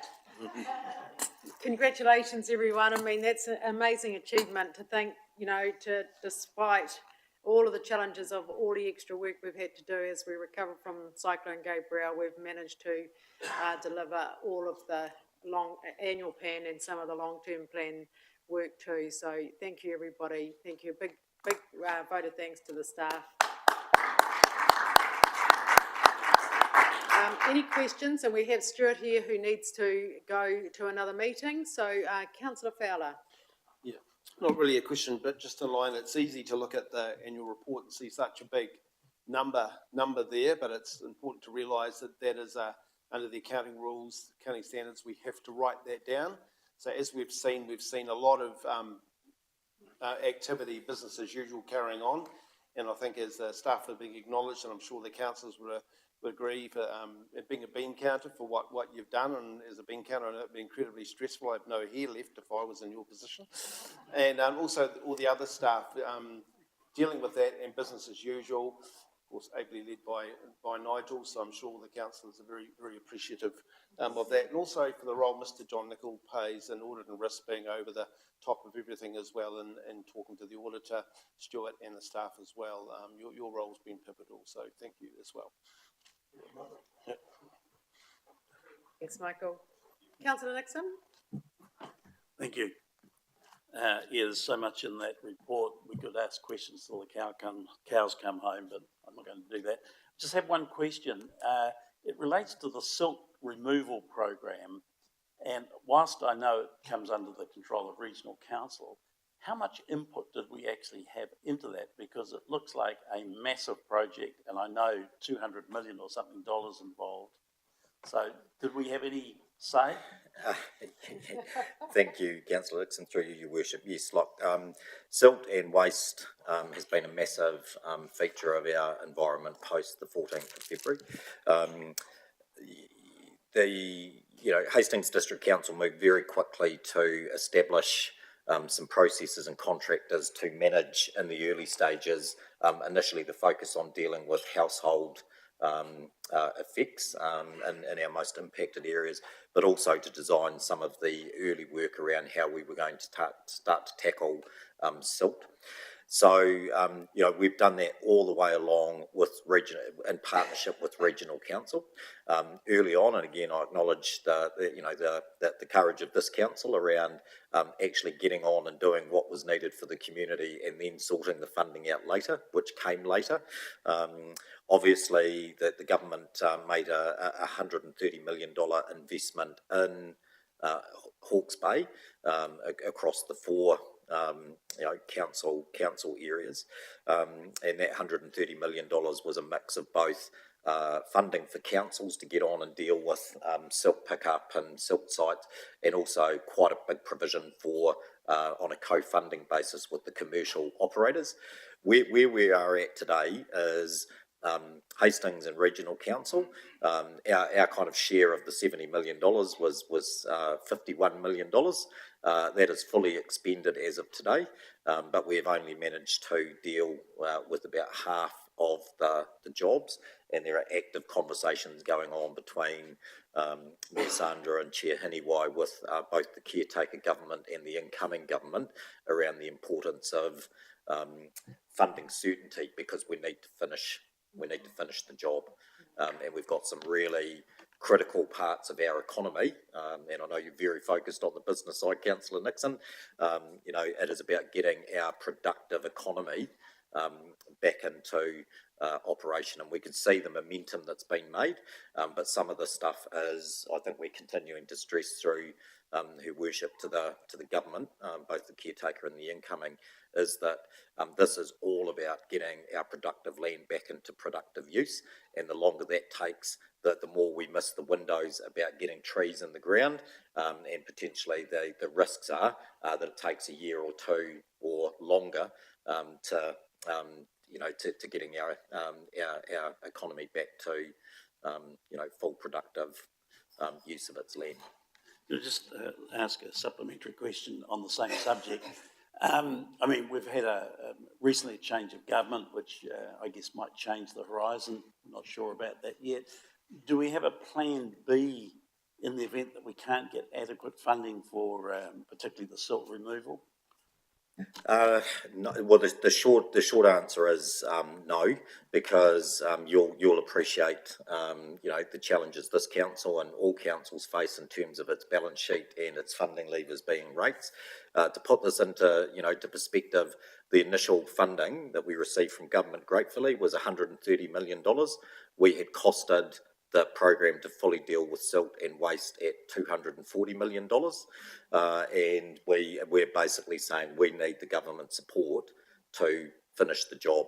The ability for Hastings District Council or Regional Council or a combination to underwrite or fund the $70 million we think is required to finish the job is not something that I think either council could even consider in terms of all of the recovery and rebuild costs that are facing our respective councils and communities. Thank you. No further questions on the annual report. Happy to move from the chair. Have a seconder, please. Councillor Fowler. All those in favour, please say aye. Oh, sorry, Mr. Allen. Can we just, yes, a minor amendment to the recommendations Thank that you. are on the screen, so you just jumped ahead on me. So what we'd like to just present, so for C and D, it's just fleshing that out a bit more. There are still some minor amendments that are being made to the annual report, so it's just delegating to the Chief Executive Authority to just work through those minor corrections as we work it through and finalise it with audit. Okay, thank you. Can I just understand how governance will understand what those minor amendments look like? We can report that back. This is normal practice. It's what we normally do every year. We get the annual report to this point, and as we do the final checklist, it might be some formatting and some minor amendments, but it's nothing of any substance. We'll certainly report back anything material. Great, thank you. Aaron, did you want to add anything? I'd just like to add to that. Yes, so we're obviously putting in the audit opinion, so that's one of those amendments that would go in. Right. Any formatting that does happen automatically goes through to audit. They recheck the entire report before they allow us to publish it. So just, yeah. Excellent, thank you. So I have a mover and a seconder, and we're adding on that recommendation. That's D, is it? C and D. Okay, I'm comfortable with that. Seconder, Councillor Fowler, comfortable with those? All right, happy to put those recommendations. All those in favour, please say aye. Aye. Any against? Thank you, that's carried. We go back now to item 7, which is, well, we've got you here, John, and this is the summary recommendations to risk and assurance. I wonder if you could just take us through those recommendations. Thank you. I'll kick off first. Okay, thank you, Bruce. Risk and Assurance had quite a detailed conversation about the cost of insurance that we're currently facing. You'll see in the appended report to the paper, it talks about mainly around material damage, because that's our biggest cost. Over the last 5 years, our material damage premiums have gone from $800,000 a year to $1.8 million for the year we're just concluding that. And looking to be closer to $2.3 million next year. So the conversation with the Risk and Assurance Committee was, in light of those forever increasing premium costs, is there a conversation to be had around how we risk share and hold some of that risk ourselves? Generally, the committee wanted to maintain a risk appetite of being conservative in this space. And I think part of the driver with it as well is that when we look ahead at what's in front of us with cyclone recovery, what that's doing to our balance sheet, what that's doing to our financial and our debt headroom. As an organisation, we don't have that capacity to respond to a major event and hold a lot of that risk ourselves that we used to have. So the recommendation that you'll see in the report is largely based around that. It's maintaining that conservative view around holding risk through the insurance company, and therefore we will see the impacts of that with premiums which are likely to be in the vicinity of sort of $2.2, $2.3 million for material damage. One of the things we are seeing by nature of the way this evolves is, as much as we've had a conversation about can we hold some of that risk ourselves and have more of a risk sharing arrangement with our insurers? The market's starting to do that for us by default, and we're starting to see new flood limits being imposed on us, whether that's at a maximum amount that we can claim, or an increase in the deductible or the excess that we have for flood claims. Yeah. So what we've just gone through, we had a $10,000 excess for the claims that we've made under material damage. That's likely to be increasing to about, I think it was $500,000 going forward. So, yeah, that's risk sharing happening for us without any conscious decision, but with no impact on premiums, because all that means is that we're able to get cover rather than look at saving money on premiums. Happy to take any questions. John? I can't add to that, to be honest. I think that's a really good summary, but it's just wanted to give you comfort that it's a subject that comes up at least 3 times a year in risk and assurance. And we had a workshop 18 months ago, which looked at if we had a 1931 equivalent event, which is obviously an earthquake, 600 million across all the councils was scientifically worked out is more likely to be more than enough. But since then, we've had a major flood, so the whole scrum keeps getting screwed across different events. So all we can signal, without being dramatic, but it's going to be challenging, same as for our own domestic houses and everything else, insurance will be challenging, and it's technically challenging, and Bruce and Jeff do a real good job keeping us across that. But the key thing to take away from Bruce's statement is that our choice may be taken away from us. So they might say, well, you can have whatever, you can have cover to here, but your deductible's $1 million.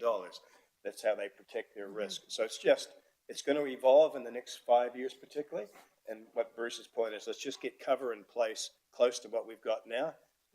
It'll be more expensive. It used to be 1.1 million. It's now double that in 5 years. But let's just get cover in place and then keep applying whatever science we can to, but we will be almost certainly insuring more things ourselves in the future. But I think Bruce's paper covers it very well. Thank you. Councillor Nixon, you have a question?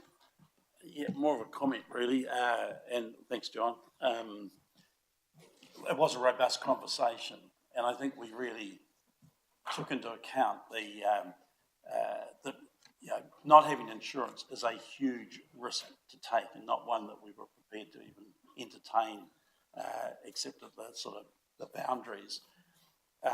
And events just seem to be getting worse, and the insurance is expensive, but fixing things is even more expensive. And we did make the decisions not that long ago to increase our cover on bridges, which probably paid for this increase several times over. And I think that's an indication of the wisdom of making sure we are adequately insured.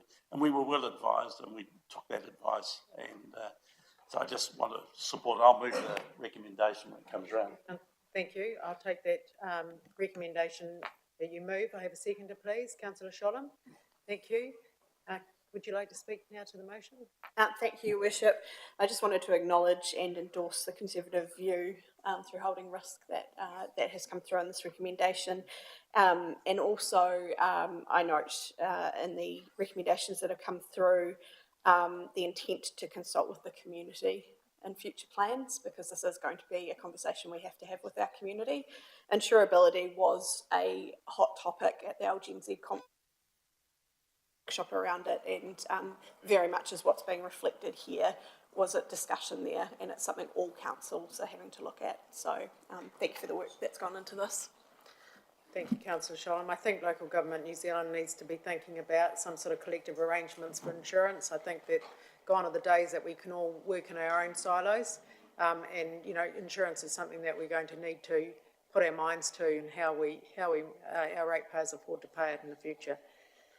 Thank you. Have a mover and a seconder. No further questions or comments. I'll put those recommendations. All those in favour, please say aye. Aye. Any against? Thank you. That's carried. Thank you. We now move on to the Bridge Strengthening Program. Welcome, Craig. Thank you. Kia ora, through Your Worship. I'll take the paper as read. What this paper is talking to is from councillors from previous terms. The council and the Rural Community Board had adopted a bridge strengthening program, which was to look at removing and reducing the number of bridge restrictions for loading. Through a wider consultation process, through the passage of time with doing that work with inflation, but also re-reviewing and designing it. If we were to carry on that trajectory, this program would have needed a substantial increase in funding. The team have done a review just considering post-cyclone and workloads and demands, and the recommendation, which you'll see in the report, which has also been in front of the Rural Community Board, is to just change the approach to that program and move some of the bridges that we feel we can safely manage in a monitoring role. And in subsequent year, we can review and talk to those communities affected around whether or not to strengthen them later in the future or just to continue to monitor them to make sure they meet their needs. I'm happy to take questions. Thank you very much, Craig. Councillor Butto? Thank you, Your Worship, and thank you, Craig. I just wanted to assure the council that it's been through a robust discussion at the community board, and thank you very much for your team for explaining it so clearly and getting their support. Thank you, Marcus. Councillor Kerr? Just would like to clarify that bridges that have been damaged by the cyclone are not the bridges that we're going to leave out of the improvements. Sorry, Your Worship, absolutely correct. That is a completely separate program. Happy to move, Your Worship. Thank you, Councillor Kerr. Seconder, please. Councillor Butto? Any further questions to Craig? Any further comments? Well done, great piece of work, and I don't think we ever knew the importance and value of bridges until this year. We've always sort of considered those as, you know, very important, but not as important as we know them to be today. So I have a mover and a seconder. No further questions or comments. I'll put those recommendations. All those in favour, please say aye. Aye. Any against? Thank you, that's carried. Thank you. Thank you very much, Craig. Now we move on to senior housing, item 10. Senior Housing Operational Management Policy Presentation. Welcome to Bex and Kirsten.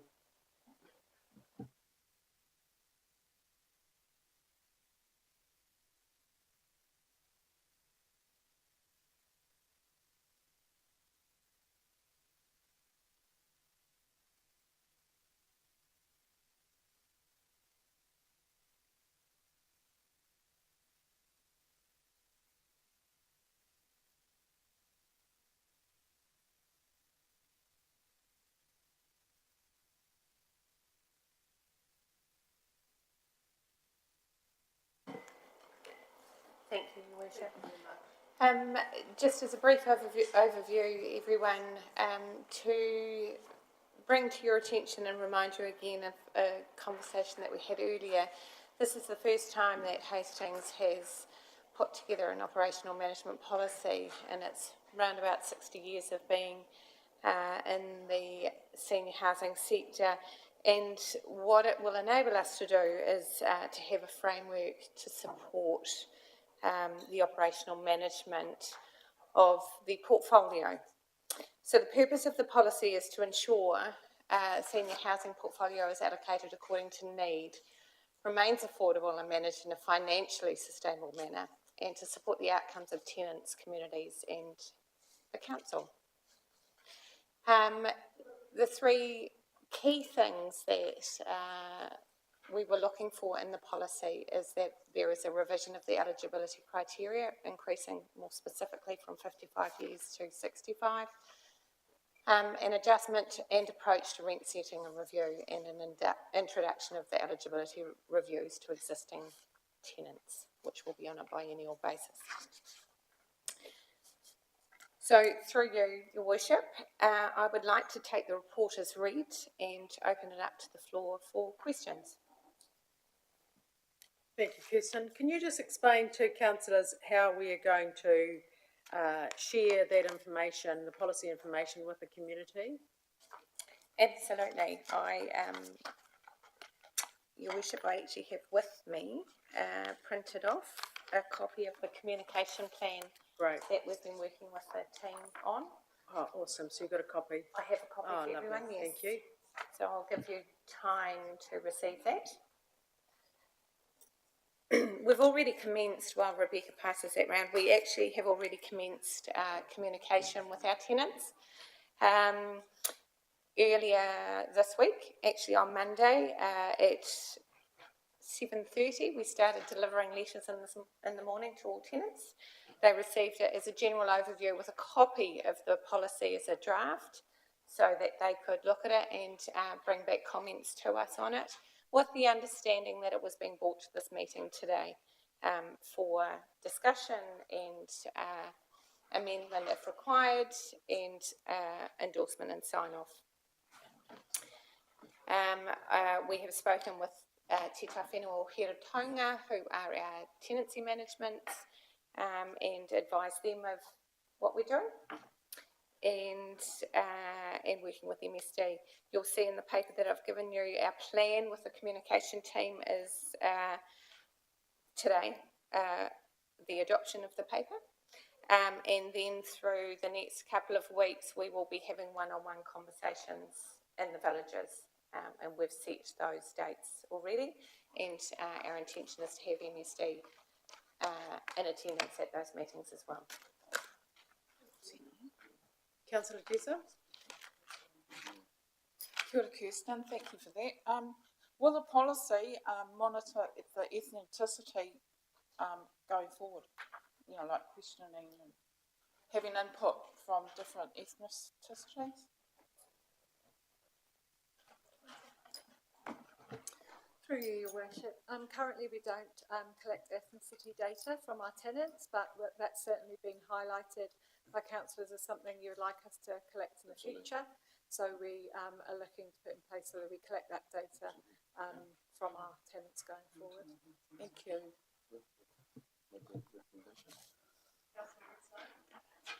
Thank you, Your Worship. My question's about the introduction of eligibility reviews and what the outcomes of those would be. For instance, if someone had been in the place for a long time, there was a review, they were found to not be actually eligible, what happens? Worship, through you. Councillor Redstone, we would go through the process and look at their eligibility, see where they fall outside of that, and work with them to find a suitable outcome that suits both the tenants and us as the landlord. Eviction is not our intention through that process. Thank you, I'm relieved to hear that. Thank you. Councillor Sholem? Thank you, Your Worship, and thank you for the team for the huge amount of mahi that's gone into this policy. I'd just like to acknowledge that the intent behind this is seeking equity and ensuring that those who have got the greatest need have access to this housing, so thank you. Just picking up on some of the concerns raised by other councillors around ethnicity, it's fantastic to hear that information will be tracked going forward, where obviously the tenants are happy to provide that. Just wondering how that might be reported back to council in the future, any ideas around that, so that that can be monitored. Through you, Your Worship. I mean, we're happy to report those figures through the Great Community Subcommittee, and yeah, take direction from where else you might like them. Great, thank you. Councillor Jessup? I'd just like to include that in the recommendation, or add it on to that and make it a C. That ethnicity highlight that we requested, please. Just a point of clarification, is that better as an action point or a recommendation? I think an action is fine, but if you want to have it formalised, a recommendation is also, we don't have a mover or seconder yet. So if you want to have formal reporting through subcommittee and have a formal recommendation, that's probably the course of action to take, Councillor Jessup. So you can make sure you get the reporting that you're asking for. Yes, please. Yeah. So I'll just ask the staff to craft up another additional recommendation, and then if you're happy with that, you might like to remove the recommendations of the policy and seek a seconder. Further questions? Councillor Nixon? Yeah, thanks, Your Worship. This area has the potential to be very emotive. the question is to answer the comments I'm making. And I think it's important that we find a way to get across the equity that's involved in the decision we're making. Because in the community at large, people are facing huge stresses. Mortgage rates have doubled, that sort of thing.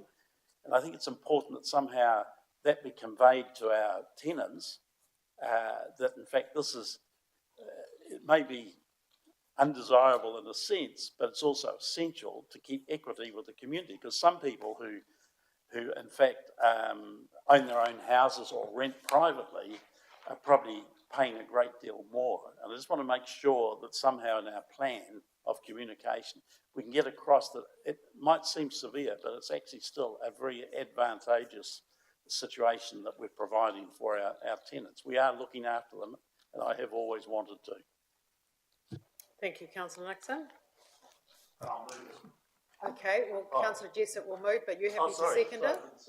Just waiting for the last recommendation to come forward. Councillor Dixon. Yeah, thank you, Worship. I notice we've distributed 220 letters over the last week. How are we going to handle any feedback that comes back? Through you, Your Worship. Councillor Dixon, we haven't had one phone call come through, and I checked with customer services this morning. So far, people who have received the communications have, I would assume, found it satisfactory so far. In the communications in the letter that went out to them, they were given customer services to make contact with MSD, so WINS, and myself as the main point of contact in council in the first line of communications, but they also have their tenancy coordinator who they're very familiar with. And again, thus far, we haven't had one comment come forward. That's not saying we won't going forward. That's pleasing to hear. Thank you. Okay. Thank you, Councillor Dixon. Councillor Hickey. Kia ora, Your Worship. Just a comment to the housing, obviously housing crisis, and I understand that the age was reduced to 55 because there was shortage of tenants, and now we have an issue where we have more tenants and not enough resident houses, and that by increasing their age makes a big impact on Māori whānau, because I understand that there's a majority of tenants that are currently of Māori descent. So have we taken that into factor? And so that's my first question. And the second part, I think the question we've raised is around ethnicity, but I think the question is around equity, that maybe by case things will be taken into consideration, not necessarily by age, but actually by their need, which has been indicated, but possibly where equity has been applied.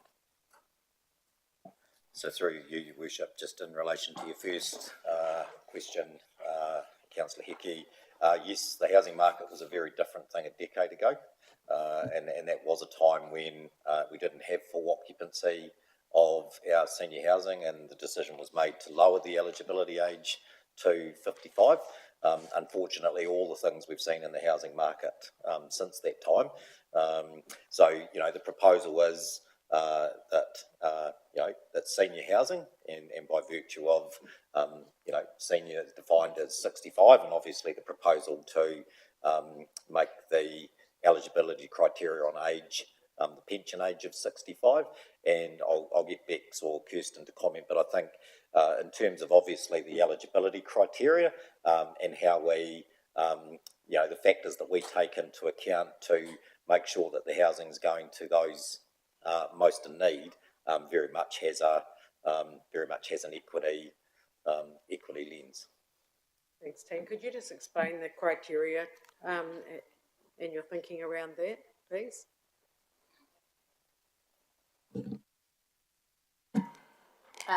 Your Worship, through you. Councillor Hickey, yes, we have a matrix. Once people have been received through the application process and meet the eligibility criteria, there is a secondary level of assessment that goes with that. That is a matrix that the team use. and it is very much looking at need and different criterias and the situations of the individuals. So making sure we can, as much as possible, give a fair and equitable assessment of that. Bearing in mind, we base that with the data that comes to us that those individuals are prepared to share with us as well. Thank you. And thank you for that. Are you able to guarantee me then that 64-year-olds will not be evicted from their homes if this policy goes through? Or anyone less than 64 years old? Through your worship, there is no intention to evict any existing tenants. Thank you.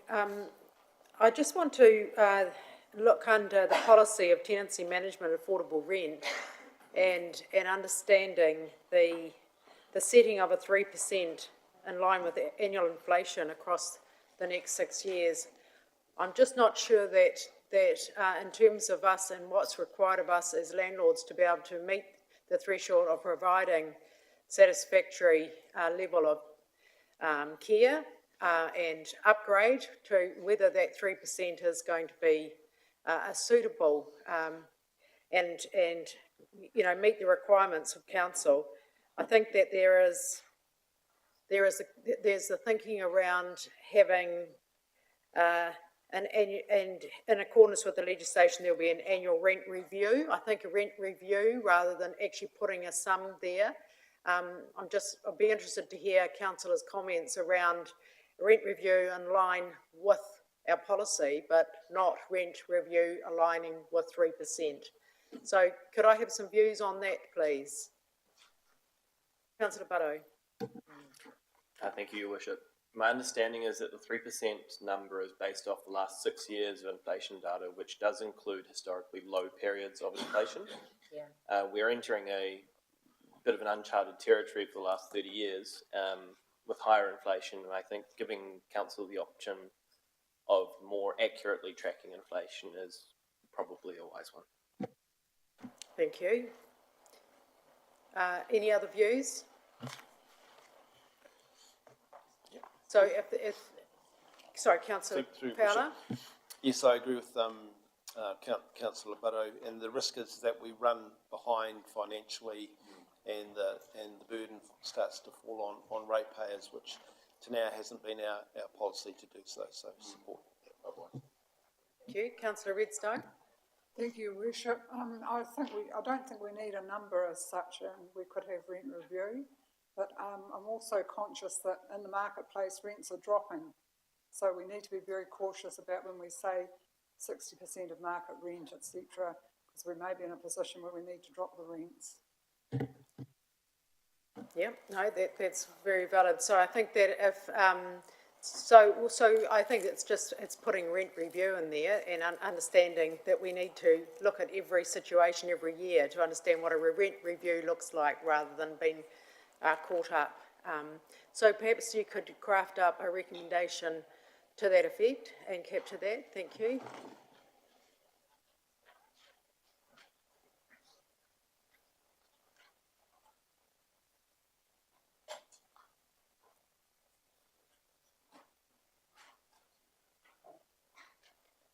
So Councillor Jessup and Councillor Nixon, if you could have a look at this extra recommendation D and see if you're comfortable with the direction, please.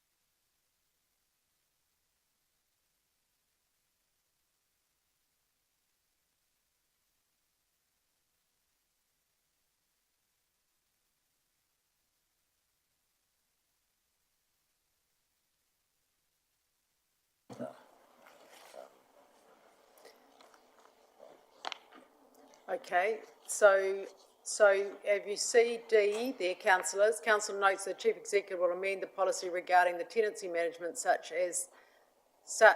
that there will be an annual rent review with no, do we need predeterminations? I just think that we stop at annual rent review, that there will be an annual rent review. I don't think you need that last part. What do you think, the mover and the seconder?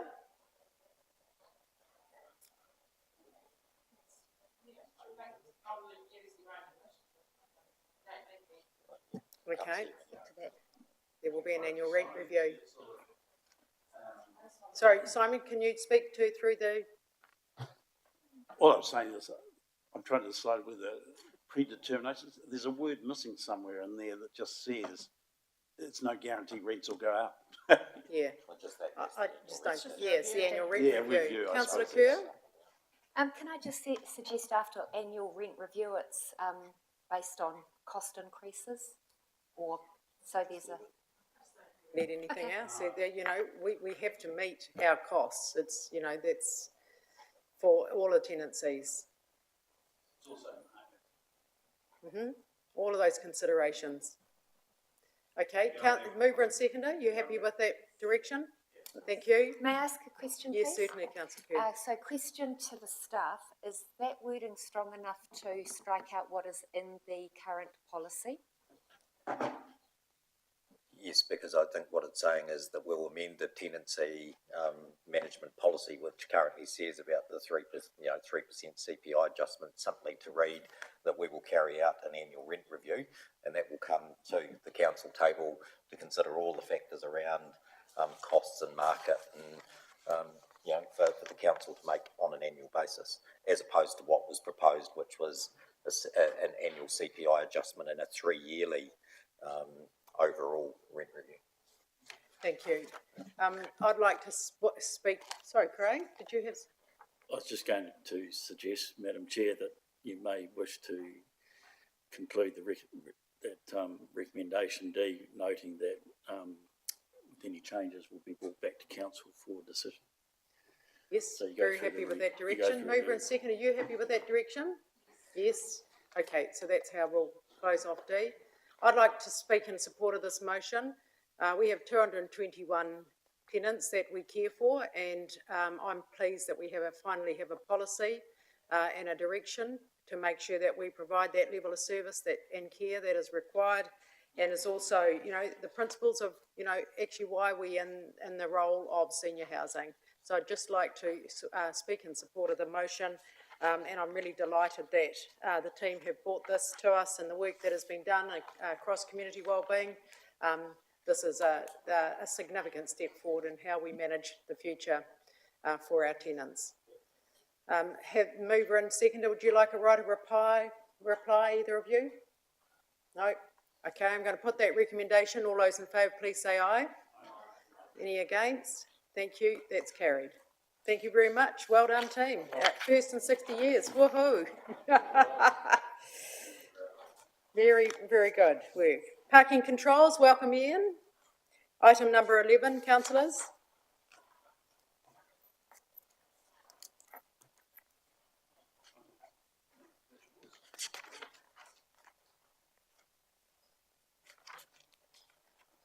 Thank you, Your Worship.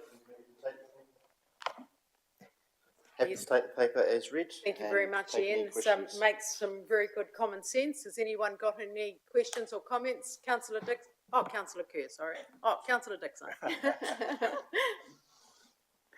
Thank you, Worship. Ian, it's a fabulous project for schools. They'll really benefit from all of this. My one concern is how is the difference between a care crossing and a motorist, where a motorist has all the rights without a school patrol, as against a pedestrian crossing where the pedestrians have all the rights. How is that going to be communicated to the 5 and 6 year olds out there?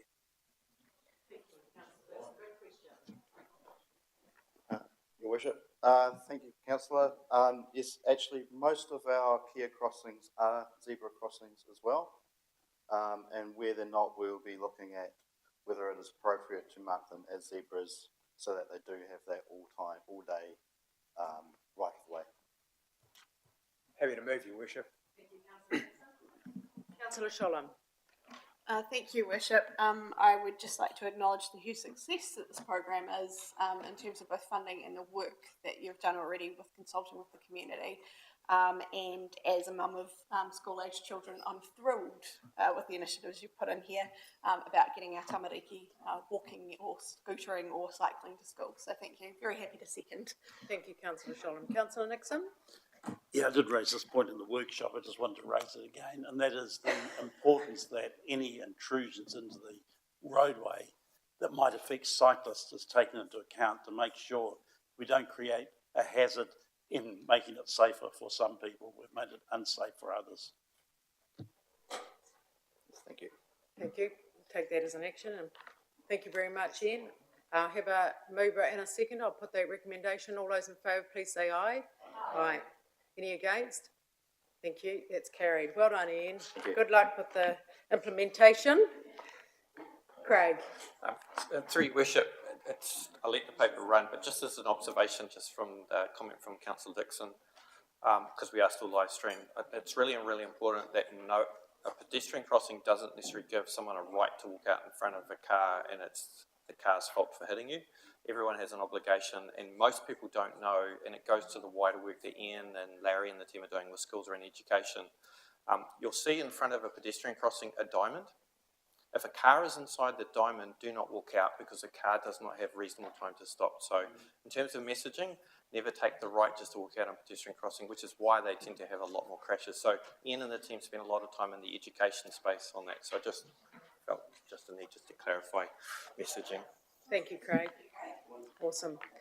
Item number 12, amendments to appointments to committees and subcommittees. This is a paper that I'm bringing to you today, councillors. As I mentioned to all our chairs at our first beginning of the triennium, that I will look at changing positions and appointments. I'll be looking at succession. I'll be looking at giving our newer councillors opportunities in chairmanship. And this paper is bringing forward those changes. I'll also be looking at this time next year at further changes to chairmanships and watching how we all have a role and we share the roles and responsibilities of the important mahi that has been done throughout the organisation. So I'm happy to move my report. There's just one addition I'd like to make, and that is the Deputy Chair of Performance and Monitoring has been appointed by the Chair, Councillor Fowler. Councillor Marcus Barrow will be the Deputy Chair of Performance and Monitoring. So I'd like that added to the recommendations that I bring forward. Do we need it formally? There's no. So this is my report. I'm happy to move my report. Happy to second, Your Worship. Thank you, Councillor Kerr. Any questions? Put those recommendations. All those in favour, please say aye. Any against? Thank you, that's carried. Item 13, remote participation in council meetings. Welcome, Louise.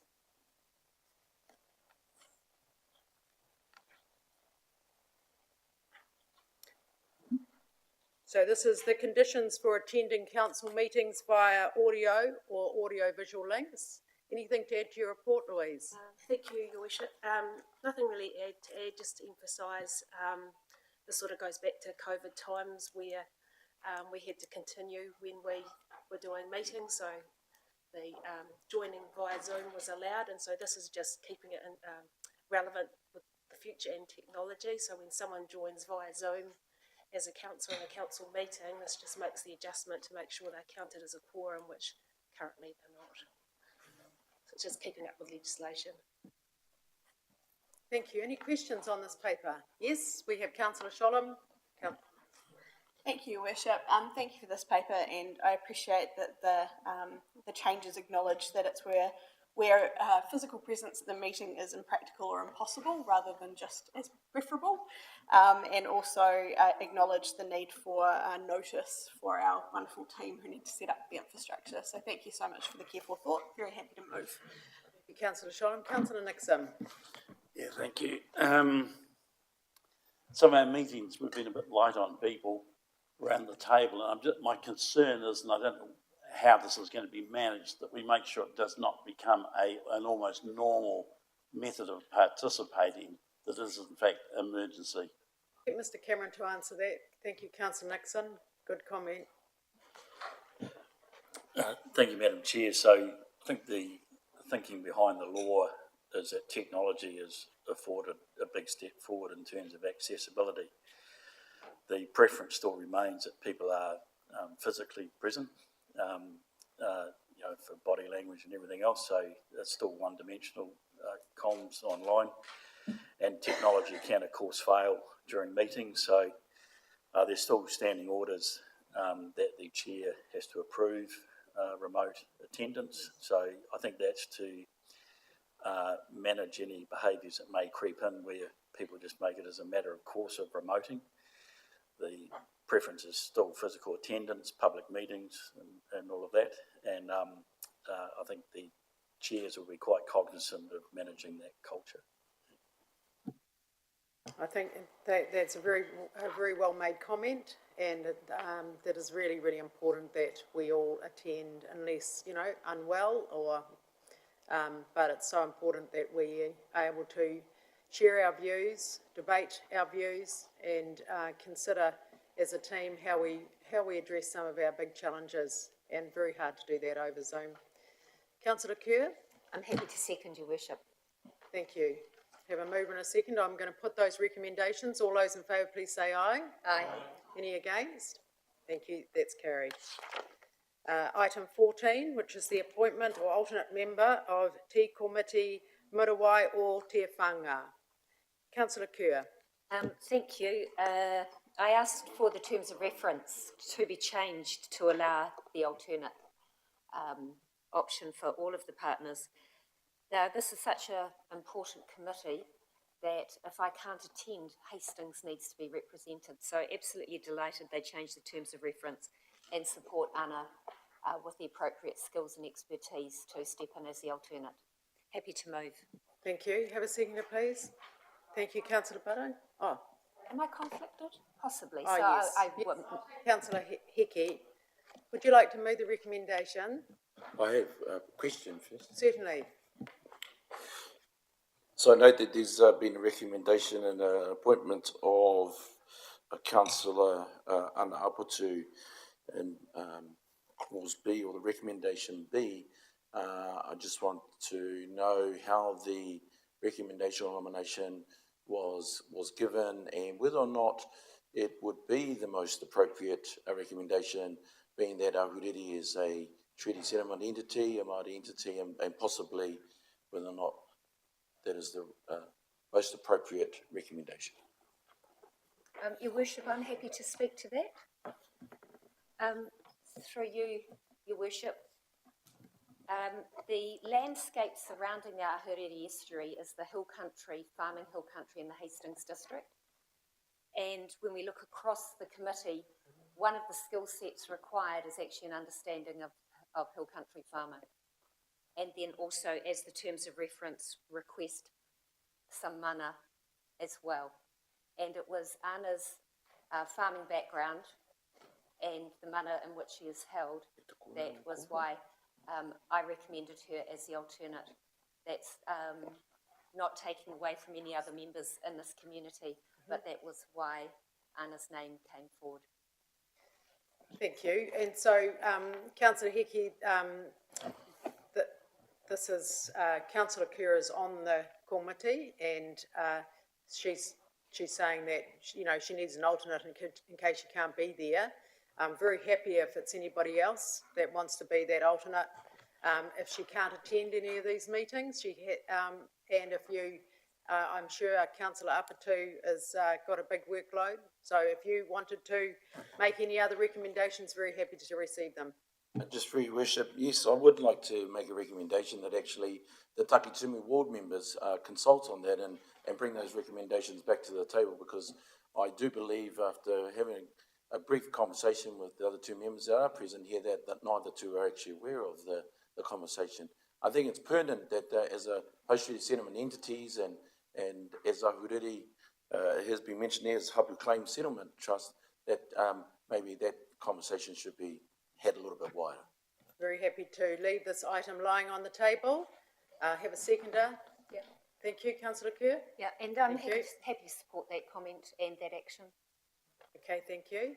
So I'll just move that we leave this item on the table and refer back to Takatimu Ward to have a conversation on who should be the alternate. Thank you. I'll put that recommendation. All those in favour, please say aye. Aye. Any against? Thank you. That's carried. Thank you, everyone. That's very good. And the next conversation was we've got is the Lagoima request, item 15. Local government official information, and there's a list of them there to be received. Any questions while we have the officers here? Any questions on those Lagoima requests? Councillor Kerr. Thank you, Your Worship. Whether this information is available right now or in the future, I would be intrigued as to how much time this takes to be processed. I'm no doubt some of them are quite simple, and others will be more complex, but I'd just be really interested to understand staff time. Would you like that taken as an action? Yeah, that would be lovely, thank you, and I'm Okay. happy to move the report. Okay, thank you. I have a seconder. Thank you, councillor Dixon. And with the action of how much time it takes officers to manage the Lagoima requests. Thank you. I'll put those recommendations. No further questions or comments on the Lagoimas. Right, I'll put those recommendations. All those in favour, please say aye. Aye. Any against? Thank you. Proposed amendments to meeting schedule. Only one new meeting on the 14th of November. Any questions? Councillor Redstone. Thank you. The seconder. Councillor Sholem. All those in favour, please say aye. Oh, sorry, it just popped up. Sorry, No, councillor Nixon. I just wondered, what is is there a specific reason for this additional meeting? Yes, through you, Your Worship, and if I could foreshadow, this won't be the only extraordinary extra council meeting in the run into Christmas. It reflects, again, a very ambitious council and a lot of decisions, and so yes, there's a number of items that need a council meeting for decision, and as I say, if I can foreshadow, there's a big run into Christmas, and there'll probably be some further additional council meetings. Thank you very much, Chief Executive. Awesome. All right, so now we look at our public excluding our items, and that means that we go out of our public meeting into a public excluded meeting. And could I invite the officers to please explain why we would exclude the public from these agenda items? Thank you, Mr. Cameron. Through you, Madam Chair, both items relate to lease and rental matters, which are still at various stages of negotiation. Council is in possession of business information of external entities and still to conclude those negotiations. So it's recommended it's appropriate at this time to hear the reports in public exclusion. Thank you. Moved by Councillor Sholem, seconded by Councillor Hickey. All those in favour that we move into public excluded, please say aye. Aye. Any against? Thank you. We take these two items, and thank you to our community who's been with us today, and been great to have you with us. Wonderful to have our multicultural community, our Tongan community, our Sikh community here with us with the karakia today, and thank you for your attendance, those who've been with us. Kia ora koutou katoa. Thank you.